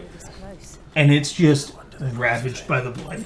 And Just- this is another moment where you saw Scene talking with Sid going to the hideaway, where you're walking through a place with the blight. This place you actually have to walk through. That's and right. see That's the true. You've devastation seen of the blight. Deadlands, but now you're And like, as you're walking, you see just like ash falling from a Yep. tree into the Yep. ground. Like everything looks like it's basically been a wildfire. burned. with Yeah, it. just That's basically just what it looks like. nothing. One thing to note: Yeah. you go through this place. It's pretty much just running through. There's no monsters. There's nothing Yep. living around here. I thought it was interesting. They're talking the whole You time. can't use magic. If you try just to press triangle to shoot like a blast, Oh, I you can't. forgot about that. You Yeah. can't use your ability because there's no ether. There's no ether in there. So there's no way to use There's no magic. life, yeah. So then It's like I a- had thought, I was like, oh, that'd be interesting if we have to do like a fight. Because then we can't use magic and abilities. It'd be boring, but like that'd be a little interesting if they Almost tough, made yeah. it'd be made you do it. The one thing Doesn't I want to happen. point out: there's a side road as you Yes. go, and you run off, and there's some like giant gate-looking thing, right? Yes. Like as these ruins, this big old gate, and it's like, oh, you can't open it. And I swear Clive or Jill says something like, oh, it's a door. Like I swear somebody said something about a door. And there's like, oh, we can't open it. You know what's weird? It might be a side quest. Right before you leave Eastpool, it might be a side quest or you talk to somebody. Somebody makes a comment about a tower. They're like, yeah, there's this tower. It's been there. Nobody's been there. Yeah. And then you go through this area and you go through like what looks like a door. And I was thinking that it's to go to like to the tower. Yeah. And you can't go Can't through get it through yet. there now. And so I went through the whole game thinking of this and going, okay, maybe this is like the end game dungeon. Yes, I thought this or a post game dungeon. Yeah. Do we just spoil it now? Like, I want to. Yeah, I feel like we should You because never come back. I really want to because I have never purposely made a mental note of this place. Yeah, and I came multiple back after I times, beat it and multiple went to times come back, and it's nothing. nothing is there. But they make a comment about it. Yeah, so it has to be. There has to be it has something. to be something in DLC or something. So again, without spoiling too much, there is a part where a couple things change, and I'm a little past that, and I haven't come back to it since then. On hard mode. On hard mode, Plus? yes. So this is my last try. If you can't do anything with it now, then it's nothing. Then it's. But so. Then that's like just a little teaser. For just a thing, yeah. To hopefully something down the road. keep in your mind of keep coming back and checking this But place anyway, out. so there's nothing else really important. Just showing you how the blight has destroyed this area now, Right. and has actually gotten this far south, as they said. Then they make a comment. Yeah, that they're like 13 years ago was on its way to doing, and now it has. It's yeah, right. going We through talked about in the area. beginning about how the blight was coming, and then you literally just are like, "Holy cow! Like this is what like it is. this is a village right Nothing. here. This is dead. Like this does not have much time left." And we're going to Phoenix Gate. Yeah. Where like we were trying, like this is coming. We have to save it. Yeah. So anyway, so we get to Phoenix Gate. Finally, Phoenix Gate. Walk in. First, you kind of get to Phoenix Gate, and you're kind of like, "Wow! Like it looks the same. It's kind of just it hasn't been touched in 13 Yeah, and he takes a years." step, and there's like ash on the So ground. from- first time I played it, that went over my head. I was like, "What are we looking at?" And then when I like last time now replaying it, going through it, it clicked. It's like, that's a burnt body. Yeah. That This is place the has been literally remains untouched. of a since this person happened. just singed Nobody's to an come ash. And Clive kind of realizes that he kind of steps out and He's kind of like, oh has a my God. moment. I think Jill's kind of like, come on, man, we got to get through this. Yeah. Then another thing, you kind of like look over to the side, and it's an enormous crater. Oh yeah. Straight, just like DBZ, just crater. Yeah. And he's like, Clive's like, did I do that? And Jill's like, can any like normal person like do that? Like, and you kind of just have this moment of like, yeah, that's like where it happened. I think it's either where Phoenix, was hitting Ifrit with something, or Ifrit, that was the finishing, just boom right there. So like you see the destruction of Phoenix Gate, like because you saw the scene, but now you get to like walk around it. Yeah. An entire just castle destroyed. Not dead bodies, but like just ash, and then just how you just really get to see how much of they affect the landscape, the icons, and just how big and powerful they are. Yeah, the whole place was just devastated. You see it in the Clearly beginning is with not Titan and Shiva, they just destroying the land. You see with now Ifrit and Phoenix destroying an entire Ifrit and Garuda, they say, with her tornado, they're like, she's going to destroy the entire forest, the entire area. Clive, as Ifrit, like, does, the classic Hellfire, singes that entire area. So I feel like what she was, like, it caught up in her tornado, they were worried about, like, oh, he burned it all. Like, he burns an entire forest.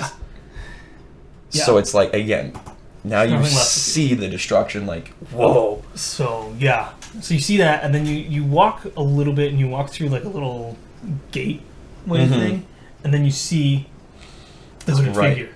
That's right. I think Torgal starts like growling. And you're like, what is it? Turn like a corner. Jill is like, so I wanted to make a count. Take a note. Jill and Torgal see this person. Sid saw this person too. So this isn't something of like just imagining. Yeah. Like we thought maybe that was what was happening when he first turned and he sees him, and it's like, does nobody else see what this guy is? Yeah. So you're like, so they go running after him. And you go down into like the building of Phoenix Gate, and you get to a gate, and he's gone. He's gone. Clive's like, he couldn't have gone anywhere. This Where is could he the have gone? only way to go. Yeah, there's only one entrance and one way in, and that's the gate. That's Phoenix Gate. And Jill's kind of like, huh? And he's like, the only way through is through the power of the Phoenix. He's like, oh, that's right. Like, you don't kind of know. Yeah. You weren't here. You don't know what's going on. This is where Joshua was supposed to go. He was going to go through here and talk to the ancestors. This is the whole thing. the gate. You need the Only power of the Joshua Phoenix can go to get through the gate. Yeah, and she looks at him, and they both kind of have like a minute of like, you need the power of the Phoenix. And she's like, he's like, oh. He's like, oh, right. Okay. I do have the power of the Phoenix. Like, let's give that a try. The blessing of the Phoenix. So then he goes to the door, and it opens. And then they're like, well, how did that guy get in? How did the masked figure get in? And they're like, well, just I don't know. Keep going. Keep going. Maybe there's answers. Yeah. So you go through, and now this place is massive. And if you remember, though, we had been in here. This is the Apothecary. Yes. Where during the fight when you're Phoenix flying around fighting Ifrit, yeah, it's a giant area. Now we're inside it. It feels like we're in one of those like towers. It's almost like you go into a different dimension. It does feel like that. This place is it's just like very cool. It's very like white stonework, but like there's like crystals all glowing and stuff. It's like, and it feels very like advanced. Yeah, I wouldn't say like futuristic, but like fallen advanced. ruins, and they call. Well, I guess we'll get to it here. That you walk forward a little bit, and then you start. All of a sudden, these things appear out of nowhere and start fighting you. And they call them fallen. You're like echoes, right? Echoes. Yeah, I think that. It's supposed this to place be is like from fallen ruins. The ancient civilization, the classic kind of like, advanced ancient civilization. Then they fell, so they call them fallen. How many thousands of years ago do you think that this was here, or whatever? But it seems like it's untouched and brand new. Yeah, they're kind of like, is this what like all these ruins looked like? Not ruined. Yeah, and you're kind of like, okay, very just cool. Actually, the music is great too. The music's very just mysterious. So and you're actually, like, though, you go through a little bit, right, and then.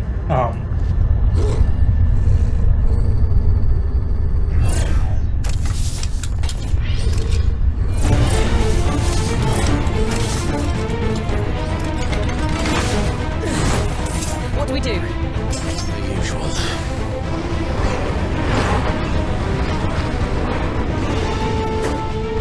Yeah, I made a point. Was like the music sounds like the theme to Walking Dead. Yeah, oh, it's Like, so good. Fast, like violin, like it's A little mysterious. yeah, like- it's really good. So these Then you echoes, they're fight like them, yeah. kind of robotic. They're like kind of light, white. Slightly they're almost robotic. They're like stone they look robots. What the material of the building is. They look like they're that, and they're kind of like they look because they're kind of like waking up. They kind of like they look like they're sleeping. You kind of come by them, and they kind of like wake up. They're So kind it's of like speaking of 13 again. They're kind of like the automata. Yeah, exactly. Type Yeah. robots where you're like, are they sentient? Are they not? Yeah. What are these things? Robots? Are they not robots? I don't know, like. So it big seems like they're stone- kind of waking up and they're attacking you. like stone robots. Jill's kind of like, what are these Yeah. things? And then you're kind of like, would Joshua have to go through this?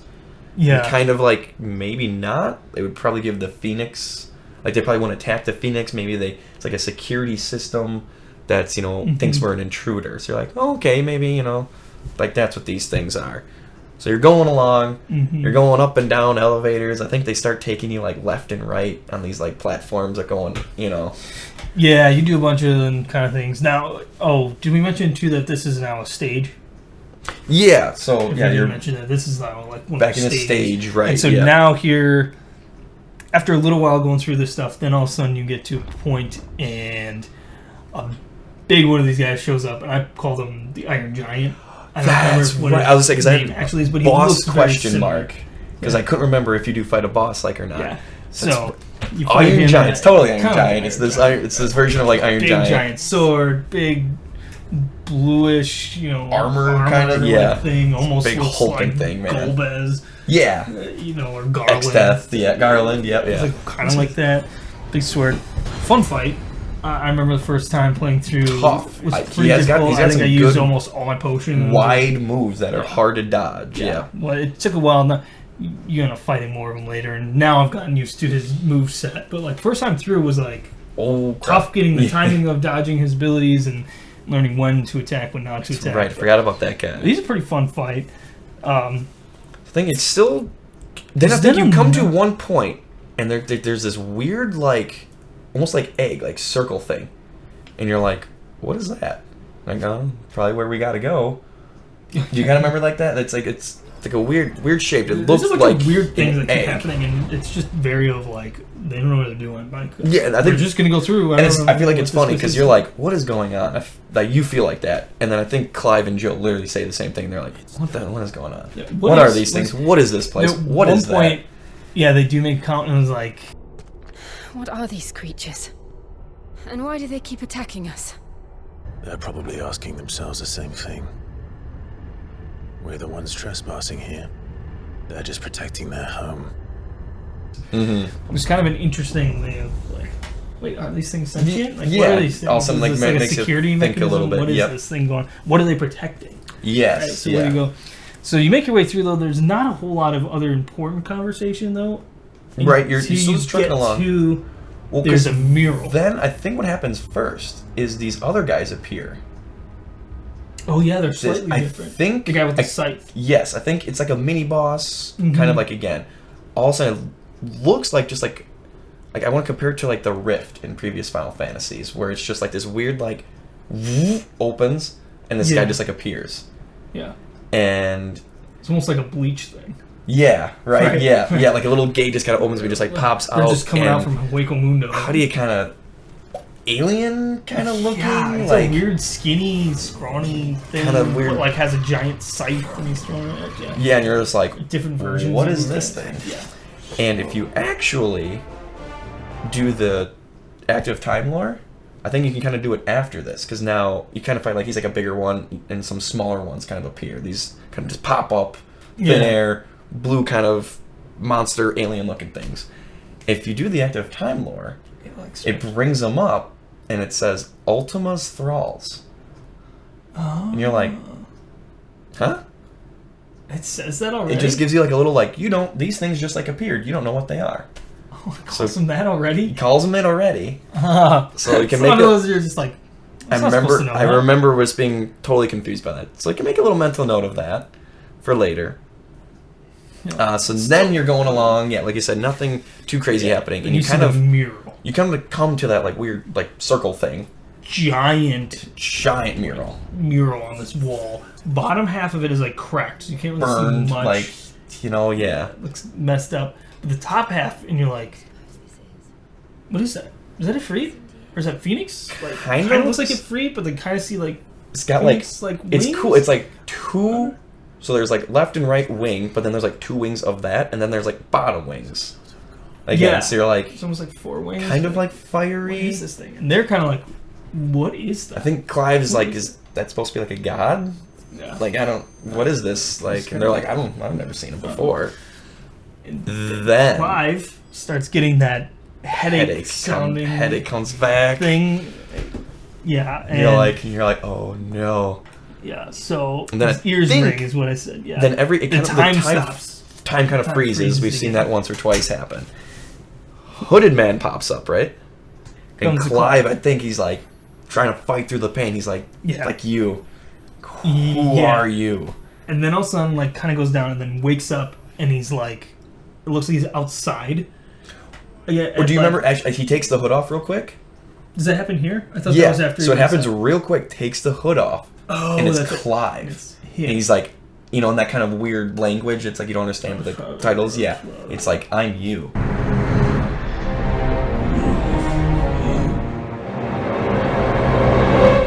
And you're like, what? Yeah, that's right. That happens, and then he wakes up. And he kind of wakes up. And it looks like he's outside now of Phoenix Gate. Surrounded by fire. Yep. You see Ifrit and Phoenix just like come flying down from the sky. Like the ending of their fight. Yes. And then they start doing see it again. The Clive brutal. Like, no, not this again. Stop it! Please! Stop!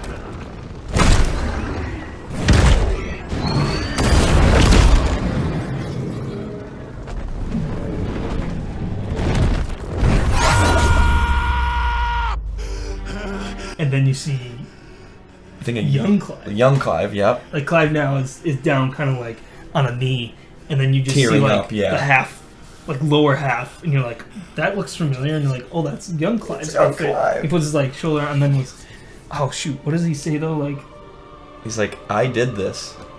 Like, I am Ifrit. I killed Joshua. Joshua chose me to be his shield.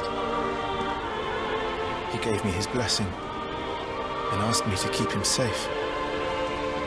I should have protected him that day. It was my duty. And you're like, oh my god, dude. Yeah.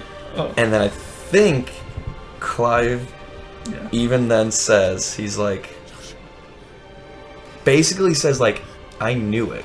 Like, I knew I did this, but I denied it. I buried it because I could not handle it. To save myself. So I blamed somebody else on somebody else.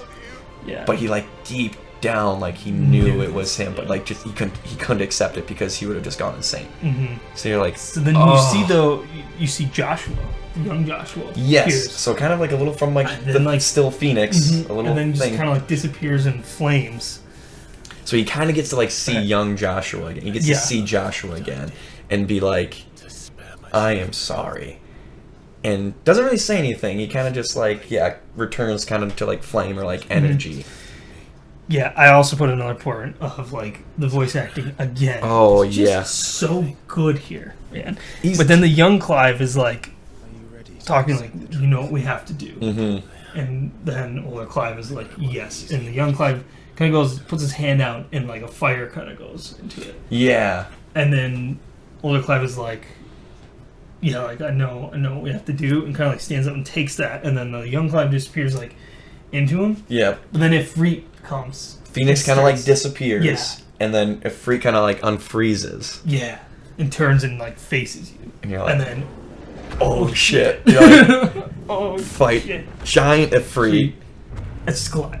Yeah. I start this fight. Great fight. So much fun. That one was like, I don't know, it wasn't like horribly difficult, but it was more just like, like what is happening? And like he does like a bunch of like dashes and stuff. He got a lot of big moves, But he was kind of he's a huge target, so he's like you can kind of just like keep hitting him. It wasn't supposed to be that. It's more cool. You're just like, oh my God. So then like after a while, I don't even think you take his bar all the way down before it's like you defeat I him. didn't think so, right? I think it gets like 3/4, and then like it jumps to like a scene of like, oh, you defeated him, but he kind of like turns around. I Dark think Clive, yes, then pops up. So I think he kind of like turns around and he's kind of like, yeah, Ifrit's done. And then like this big fire like pillar explodes, right? And it comes like a dark Clive, like a reversed Clive. He's got like white eyes. He's That's right. like, He comes from like darker. Ifrit. It looks. And like Clive is like, no. Still you deny it. Even when the truth's staring right at you. Come on, Clive. Face your fears. And he's like, he's like, it's right in front of me and I still can't accept it. Yeah. So then you do this fight. Shout out Bleach here, because it totally feels Yes. like Ichigo's inner hollow white Ichigo. It is straight up one of those fights. It's so He good. has to defeat the inner hollow of him. Your inner like evil, yeah, and it's because it's the opposite. To, yeah. He's like a dark, like black version of Clive. Yeah. Not that kind of black. Not version. racist. Yeah. Shadow, like a shadow right? version of Clive. Oh man! I realized when I said it, how bad that sounded. Yeah, okay. I pictured You canceled it. Yeah. I'll put it on the screen so you can see what he looks like. Yeah, you'll know what I mean. Scene, yeah. Anyways, so he's going to another fight with great him. fight. Yeah, this one reminded me of fighting like Riku in Chain of Memories. Totally, because he's like flying around. He's doing like does a lot of dashes those same again. dash moves and fires like flying up and like Totally, like Riku, very like, good this fight. dash. So at halfway through, Think again, you don't get all the way through his health bar. No, you get halfway through his health bar, and then it comes into a scene, and then he like pulls Ifrit's like power, like absorbs him. Yep. And like this is what like the semi-prime so version. we he gets see, like full like flames and comes Dark like, Clive. Yeah. Go into like, semi-prime. wow. Yeah, and you're like that looks awesome. Yep. And then you're like, oh, do you go to shit, fight we have to him fight a little him bit? now. Yeah, so then we fight him in so that. it's kind of part 2. And so then you get like another quarter of his health, I think, of that done. Yeah, he's going crazier, and then you're like, Clive does then the same thing. It's like a quick little scene, like he gets kind of beat, and he's like tired no, out, right? Battles in it, yeah. And he's like, it's all right. I'm done running from you.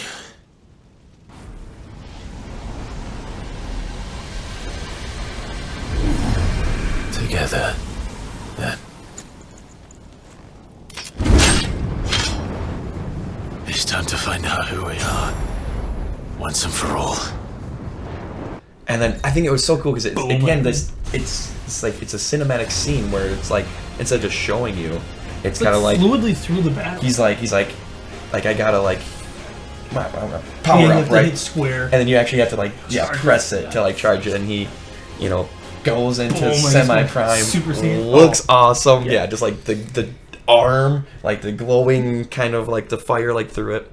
Yeah. And you finally get a limit break. Yes. You finally have a limit break. 2 yellow bars just slowly appear underneath your health bar. And in this fight, do you stay in it? Yes. I think in this fight you get to stay in it. It doesn't go down, but we'll learn later that you can push. Oh yeah, you have to do that too in the active. You have to go into it by pushing L3 and R3 together at the same time. Together. Yeah. And then you go into it, and then it slowly drains, and it boosts your speed, your damage. You don't get knocked back as you attack. Yep. You slowly that's a big gain one. health. Even health past your regen bar. Very big. You gain health. It changes how you fight now. It changes battles because now and it's your about abilities do more. Yeah. You can kind of use it as like a recovery. You can actually, like, as you're getting knocked back, you can transform into it. Kind of use it as like a little invulnerability kind of like thing. Biggest thing about it, I didn't know until I think this second time playing through. If you are in your limit break in semi-prime, you can't die. Oh, even that's if right. a hit takes you down to 0, you will remain with 1 health because you slowly recover. I'm pretty sure that has happened, and I didn't know. You're like, that. whoa! I survived with 10 health. Yeah, it's like, no, oh my god, I almost died there. No, I think you're right. So again, changes how you fight, changes the battle because you can use it defensively to stay alive. You can use it. You're constantly building it up. When to use it? Maybe like it kind of cancel like a move. You stagger them, then you use it. So it's a lot of time timing and when you use it, when to best use it. So cool though. And then after, I mean, now we're jumping a little bit. After all this stuff, when you realize, then you can level it too, and you can level it up to 4 bars, so it lasts even longer. Yes. So it lasts like more almost, health. It'll last almost the entire time a boss is staggered. Once you master it all the way, it's pretty close to the same level at times. But yeah, anyway, so then you go back into the fight, basically destroy Evil him, Clive. The last little bit of his health there.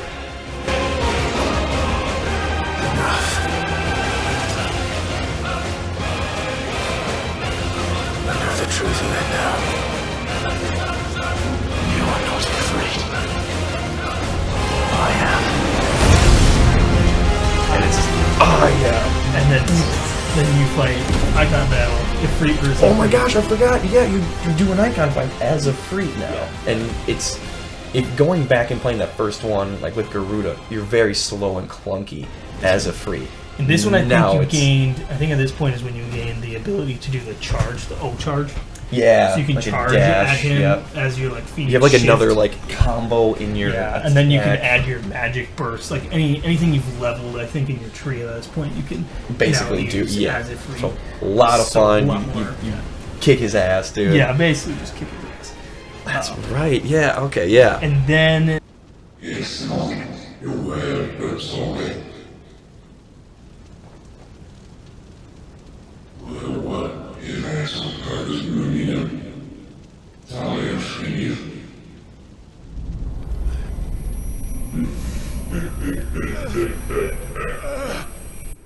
That voice again, that's called you that mythos, I found you. We've heard a couple things from this voice. Same voice. Hear it again. Which has been coming from this hooded man who just appeared to be you as Clive, your inner thoughts. Just beat. Yeah. So now you're this is one of the first parts where it was a little bit of a WTF moment. Yeah. We're a little bit confused because now it's like, okay, there was this hooded man, but he was Clive, but he was like your evilness, but now we beat it, but now we still hear this voice. Yeah. And you're like, what does he mean you were created for limitless power? By this point you can assume though, we're like, okay, something else is going on. Yep. The Hooded Man is somebody else. Mm-hmm. Right? Something else. Clearly Clive is different than every other dominant. We've been wondering why. So clearly there's some bigger purpose of this. Right. And that would explain why he's able to... Like, he was clearly designed to absorb the powers of other dominants. Like you see that, he's absorbed Garuda's, yes. You can kind of gather, okay, that must be what's going on. Still don't know what or who that voice is. Yeah. What exactly and how exactly Clive is different. One thing I wanted to note is that voice laughs. It's like you were designed for like limitless. It's like you were created to handle like limitless. Something like you're getting stronger. And it's like basically it's like you're getting stronger. You were designed to be like limitless power. So it's kind of like enjoy it. And it's like a muhahaha. Mm-hmm. Nothing too crazy, but replaying it, I was like, "That's a little interesting." Yeah.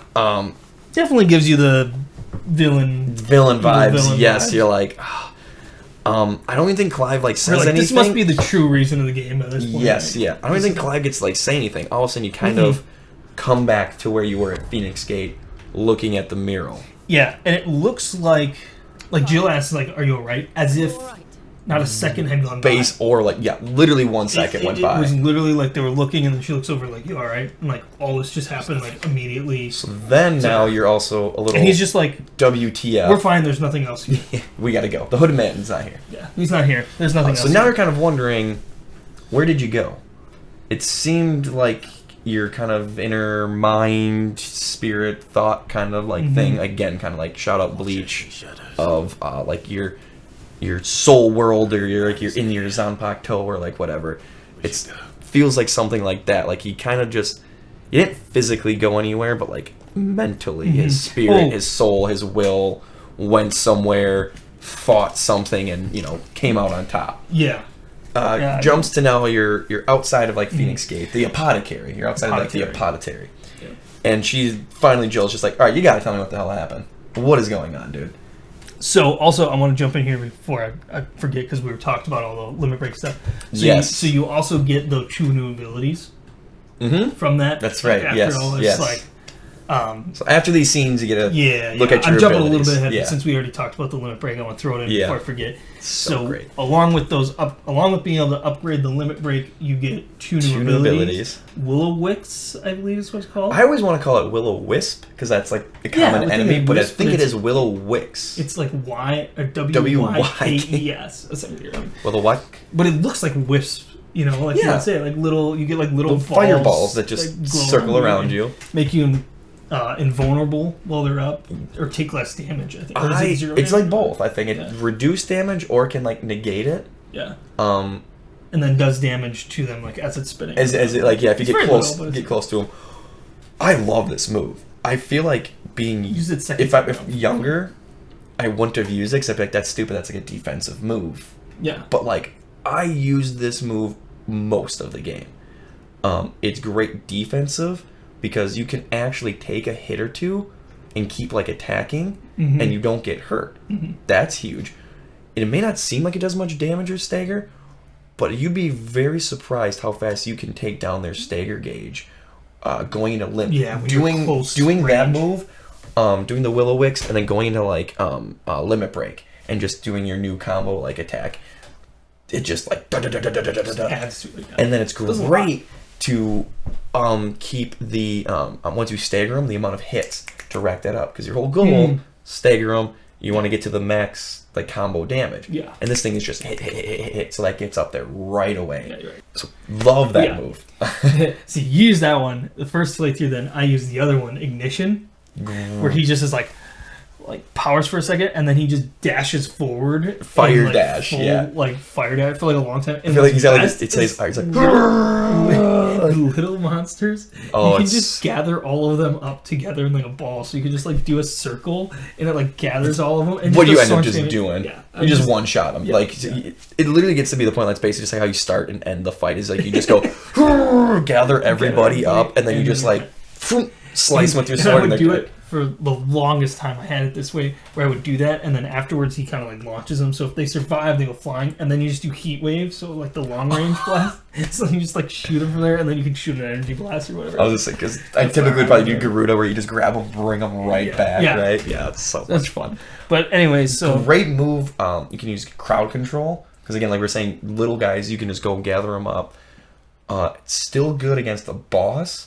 Single because like it does constant damage. Damage and does good damage.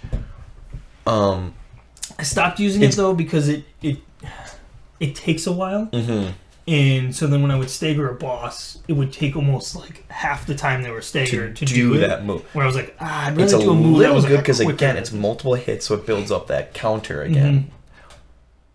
Yeah, I would say once you get ultimate abilities, it's not as good as the ultimate abilities. I would say I used it for a long time until I got to downside is it takes a little while to do the full damage, and you can miss. The most damage comes from that last hit, and sometimes you just you miss, you fly off. My best tip is against a boss, if you don't move your joystick, you just stay on them. I found that if I was ever moving the joystick. And when I did that move on like a person who staggered, you just went past them. I was like, "What are you doing? Where are you going?"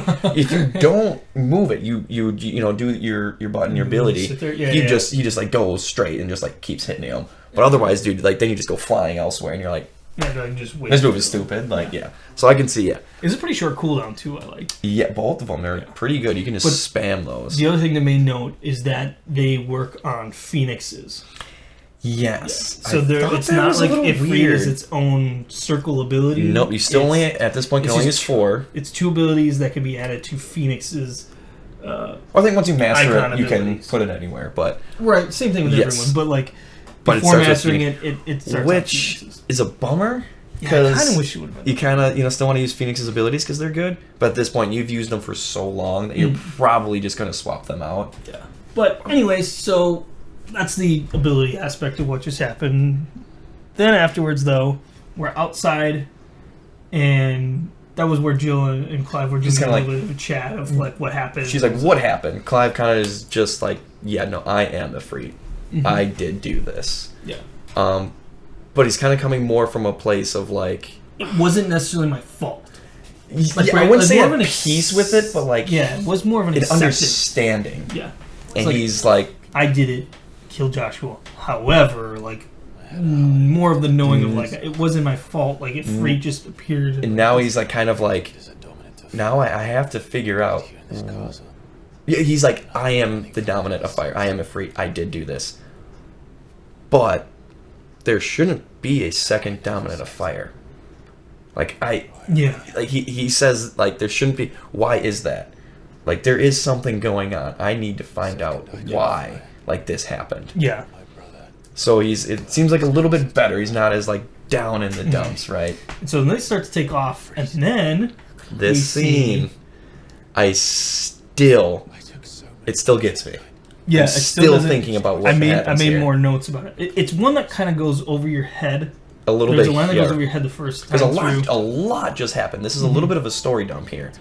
You finalizing that Clive is a freak. That he did do that. A little bit again, like you're a little bit confused. Where did you just go? The hooded man, the voice. But now we see the Joshua, which by this point I don't know if they've said it, but like we're like pretty damn positive that it's Joshua. But it still hasn't. But it hasn't said.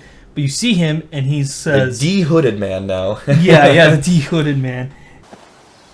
If he is here, then the disturbance I felt at the care must have been confounded. The hour is later than I thought. And walks away. Yep. And like leaves and just runs off. So again, you don't see his what the hell attendant. You don't see that lady. Yeah, I was like, and yeah, it's just him. That line of the hour is later than I thought. That line throws me at Phoenix Gate. Yeah, you're like, what the hell does that mean? So if that line, to me, it makes me think of like time travel. I know we've kind of talked about this.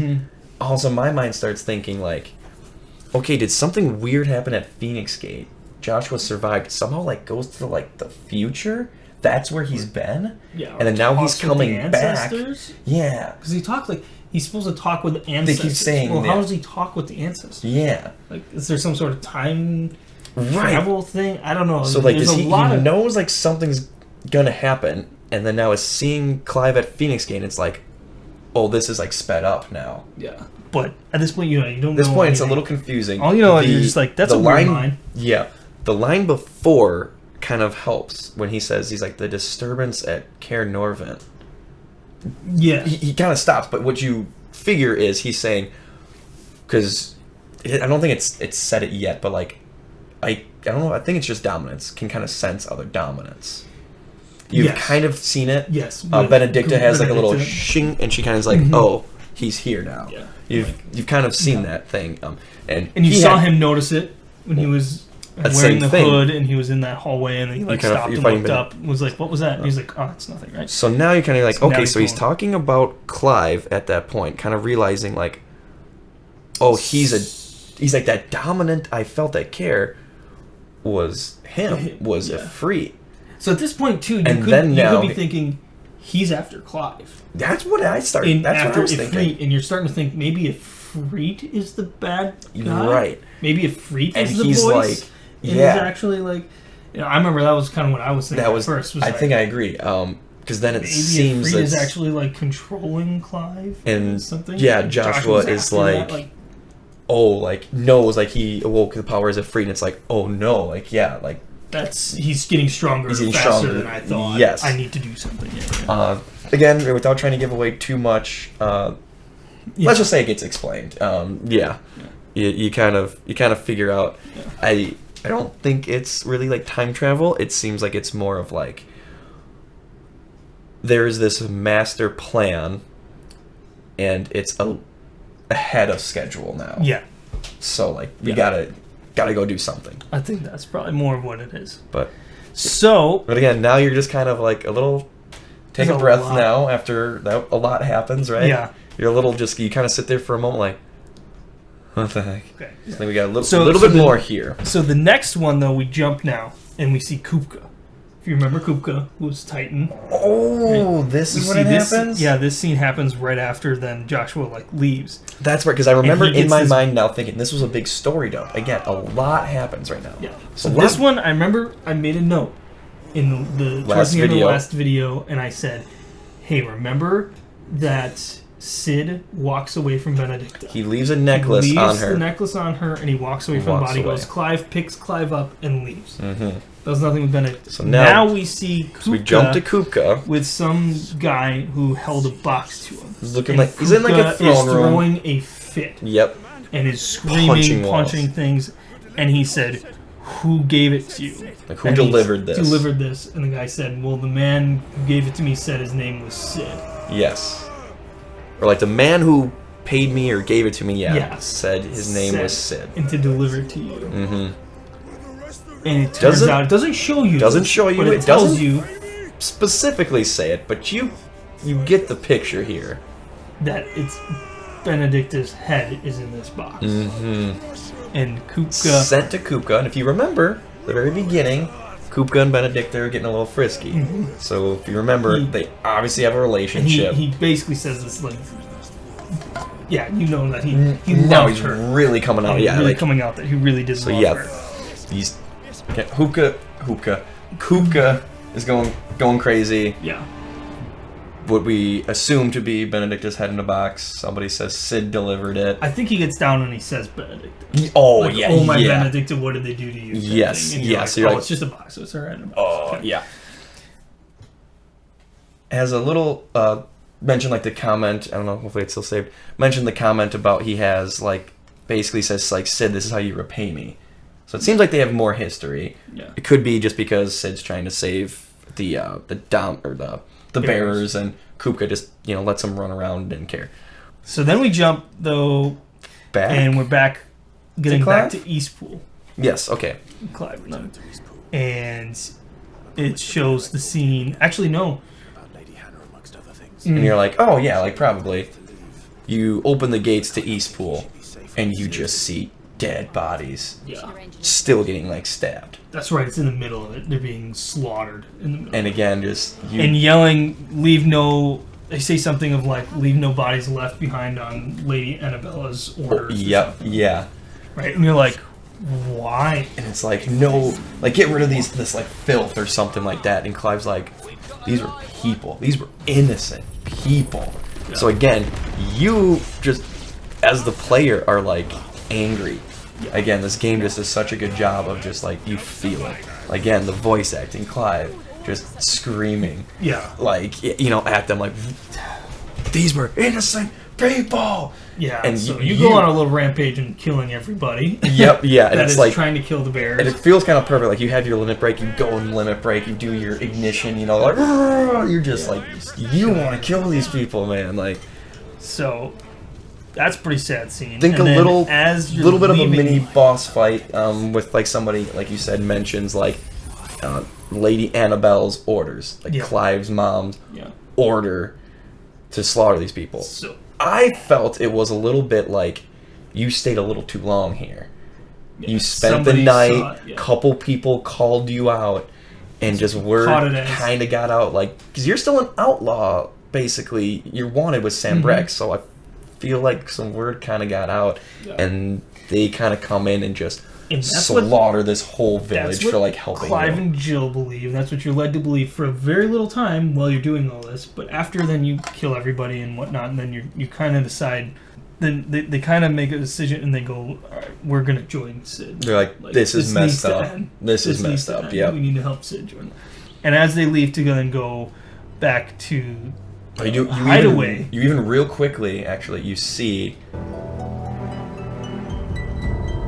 I'm sorry, Lady Hannah. You deserved so much better. All of these people did. This is what I was gonna say. You see then Lady Hannah, like he like closes her eyes. Oh, and you're like, that's right. Oh my god. Yeah, that's right. She like, was killed. They killed everybody. It wasn't just bears. They killed everybody. Yeah. And even someone you just saw who was just nice to you, and you're like, dude, oh my god. That's where they're like, this has to end. Gav shows up then. Do you remember this at all? No, this is so real quick, Gav shows up and is like, "Fuck, we're too late." That's right. And that's when you are like, "Gav, we're gonna help." And he's like, "Oh, I thought you had your own stuff." And he's like, "That can wait." Like That's right. Him and Jill kind of have a quick back and forth, like, this is messed up, and it's like, that's because they don't care about these people. We're gonna change that. And he's like, and then they're real quick, like, all right, like, well, we gotta tell Sid, like, you're on board, because like he's been wanting that. He's been waiting for you to finally join. Yeah. And then that's where I think then you were getting at, which I forgot about. Yeah, until so then you I was going reminded to me say, just here. as they're like leaving, then it shows there's one guy like hiding behind like a building. Now, rats, lead me to your nest. Lord Kupka has a message for your leader. If only he knew where to send it. Oh, this was Kupka to flush Sid out, to draw him out, to find him, to know where Sid is. So again, this is another thing in the game does. It doesn't hit you over the head with it. Yeah. But You it have to figure it out leads you yourself. to this conclusion. If you logically think, like, who, what, when, where, why. Yeah. So now you see You're this... like, yeah, why would Lady Annabelle, like, she had no reason. randomly slaughter this entire village. So if you think about it, if you break it down, like, okay, this guy's following Kupka's, like, orders. Kupka wants to get to Sid. Sid is helping bearers. Kupka knows Annabelle hates bears. So if he's just going to go say, hey, there's a bunch of bears here, she's going to go kill them. Sid's going to try to help. And It's then gonna flush Sid out. So follow him back. I think it And just you're like- so happened that that's where Clive was. Mhm. But yeah, there was the rumor. Like, I forgot about Gav coming. So that was, I thought it was he a- threw out a rumor that knew that it was going to be there, so that Gav would know to go and see it, and then he would be like, "That's it." So it's just someone this that I can find. Where horribly perfect plan. yeah, so they have no idea it's Cooper. Yeah, and that's the thing. Yeah, they have no clue. Which- They have no idea. Put a pin in that. That definitely come into play later. Yep. So put a pin in there. So I think is this where we think should? that's I think where this we might should- wrap up this episode I did here. say there's another scene, though. Mhm. I can't remember if this happens before you get back to the hideaway. Right. But maybe we just go over it now, because Mhm. then the other one is like a big, long scene of stuff at the hideaway. Yeah. This one, though, if you know what I'm talking about, the Sandbreck Council. Now you go and... See, yeah, I didn't I can't remember exact order know here. when this happens, but I feel like we can fit it in now because it's not It'd be, I think, a good thing to kind of end on, because it's another then as side thing. relevant. What's happening in the world? This kind of ties into what we talked about at the beginning of the episode. Yes. So now this is showing the Sandbreck Council, and they're all freaking out that the blight is ravaging their So crops. now it's kind of And- cool. You actually get to see the leader, Sandbreck, and Yeah, which we who haven't you don't like because Sandbreck is who base annexed, sacked, raped, whatever you want to term you want to use. Rosaria just slaughtered all those people. That, like, they're kind of the reason of Phoenix Gate. Yeah. So you are like, who are these? You know, the bad guy almost, basically, right? Like, Right. in charge of this place. So now you finally get to see like the king, the emperor, the leaders. Yeah. And they're all bickering. What are we gonna do? What are we gonna do? And Our how are we gonna make farms our are money? Our farms destroyed. are destroyed. What are we gonna? I Yeah, think how are they we gonna say find money too for it? And then here- they're like, "We can do this," and they're like, "Well, where are you gonna find the money for that?" And I think they make another comment again. We talked about in the beginning, Bahamut versus Odin, the Battle of Belenus Tor. Dion gets like a message, something about like riots are happening back home, and he's like, "But I'm needed here." That's right. Yeah. They make another comment again. Where is my son? The Lord Prince is currently garrisoned at the Strait of Arthur. If it please you, I can send word requesting his immediate return to the Holy Capital. That won't be necessary. Tell him instead to see to his wounds. Bahamut's strength will be needed again soon. As you command. It's not too important, but it's a little important. Keep a little mental note back in your mind. There's civil unrest, like, in Sandbreck. It's like, something like crime is up. Like, people are rioting. Yeah, because they don't have enough food to go around. Also, the war is going on. Right, there's a war going on. They're fighting the Walud. Mhm. The Waludians? Yeah. Waluders? Walload. Walodanites. Road. Road. Yeah. Walload. So they're fighting a war. Blight's destroying their land.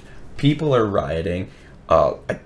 think like they're kind of saying something like the crystals, like we don't have enough crystals, you know, to supply people, which kind of makes sense because they took over a whole freaking country. Yeah. So the king just kind The of king goes. He's like just staring at a flower, right? He seems, I don't know what the right word is, just like he's calm compared to everybody else. He's Everybody kind, else he's is kind of in just panic, like screw these guys. And he's like pompous is like the word. Yeah, he's very pompous, just like staring at a flower, like he's like, we're gonna take over the crystalline dominion, and they're like, what? They're like that's the neutral they're like, ground. whoa, sir, that's war. Yeah. And he's like, yeah. yeah. Basically, they're like, we signed a pact with all the other countries. We have a treaty. That is neutral ground. Nobody goes after that. And he's like, so we want our people to die. So and they're like, we need land. We need more power from the crystals. We'll take it. And they're like, and he's kind of like, we're already at war. Yeah. Balud's already trying to destroy us. We have the blight of it. Do you guys have a better idea? Kinda And they're like, no. Kind of throws like a little. Do that. Yeah. And then he just is like, well, we're doing it. And like, throws a little like religion in their face. He's kind of like, oh, do you think our God wants our people to die and starve? And they're like, no. But like, that's war. And he's like, yeah. Like he's, yeah. We'll take it before anybody else does. A little interesting thing. I remember last time watching it. So he then like leaves. He's like, I'll let you guys figure it out. Walks away, kind of talking to his attendant, like, where's my, I think he does say, where's my son at? Or he might say, where's, like, Dion at? Needed Bahamut's power. Not my really, son, not the princess. Yeah, he doesn't seem to be worried about Dion. Then he says something about his other, he mentions his other son. Yeah. You don't know anything about it, but he makes a comment of something of, like, my other son, like, I don't know if you know at this and yeah, you don't know at this point. You haven't met him or anything, but I do know, I remember him saying some little comment of like his other, and you're like, huh? Who? But that was again. You kind of think about it, you're like, okay, Annabella and him did remarry 13 years ago. 13 years ago. I think it says some of it if you read the lore things. Yep. But yeah, so that is, I think we'll end it for part 2. Yes. Yep. I think we're pretty long into there. I was thinking we could maybe go further, but there's quite a lot to unpack in the next portion of this. And this is a good spot. I feel like this was a big story dump. A lot happens, and it takes you a long time to get to Phoenix Gate. Yeah. But it's well worth the payoff. And there's quite a bit we did gloss over. There's a lot of side stuff that we glossed over. Areas to explore. Yep. And again, side quests. I think the best part is they really expand story. Yeah. Not in a way where you're like, oh my god, I'm missing. But if you're just like, expands on the world. Yes, like how bears are treated, like how Martha's Rest works. Somebody shows up later in the hideaway, and you're like, "Who's this guy?" And you're like, "Oh, that's right. He was part of this or something." You know, sometimes it's sad things that happen. Or I'm curious to getting through now on the one where I didn't do the side quest. Is like because it does seem to affect things in the world. So sometimes it's like, what would have happened if I didn't do the side quest? Does it happen? Does it not happen? Is it permanent? Because like. Yeah, things happen in this game. Let's just put it that way. Yeah. And we'll find out some major things in the next part. The next part is going to be absolutely So nuts. I feel like it's a little point you can kind of let some stuff digest here, because again, a lot happens. You should have the next one come out a lot faster. Yeah, that's the goal. Yeah, so it's like between Kupka, what's going to happen with that? Between Clive accepting, he's a Ifrit, still.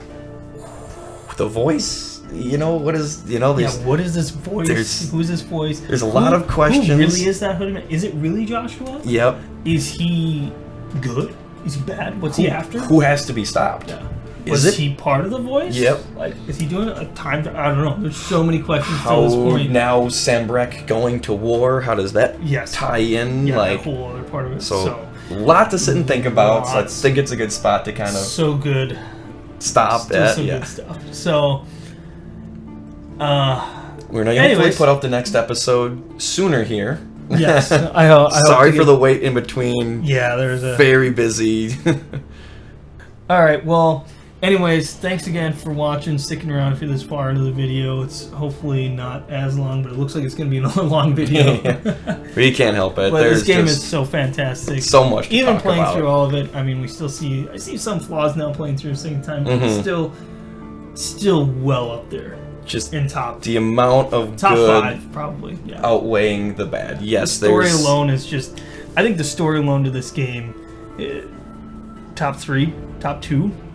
Yeah, even. I think we like slowly keep pushing it up because the story is up there with Clive as a main character. Top 7, notch. 10, 13 are my favorite stories. I would have said before, and I think this is right up there in the mix with all of those. It's just, it's so good, the voice acting and the scenes in it. But anyway, so thanks again for watching. This has been a Super Frank podcast with Super Sanctus and Frankie, and you can send a comment about how you felt about this one, any of your questions, answers, and whatever. Send us an email at superfrankpodcast. Just some things you thought, about, this part, or your Yeah. thoughts on 16, Anything extras too. Anything We'll you be fine noticed? with comments because we've already beaten it. So if you want to throw some comments in it, or send us an email of the extra things that you've learned or want to talk about. Even if it's spoilers wise, things that we might have missed. Yeah. Love to talk about any of that. Be sure to like, subscribe. Yeah. You can catch us on, if you're watching us on YouTube, you can catch us on Spotify under Super Frank Podcast. If you're on Spotify listening, you can catch us on YouTube. YouTube, we have some of the video in the background as well. A green screen behind us. It's pretty cool if you haven't seen that. Yeah, so if you haven't played or something like that, you can kind of see a little bit more about actually see the than game. just hearing us describe it. So Yeah. it's a little more of that. Goal is to get through this game before 7 Rebirth comes out, because we know that we're going to be too excited about that. So we want to talk about that. More great games coming out, so we gotta. And that one will probably be like 10 years worth of talking about because apparently it is a huge game. So anyways, we gotta. We're gonna get through this. Thanks again for watching. It's been a Super Frank podcast. We will catch you next time. Take care, guys.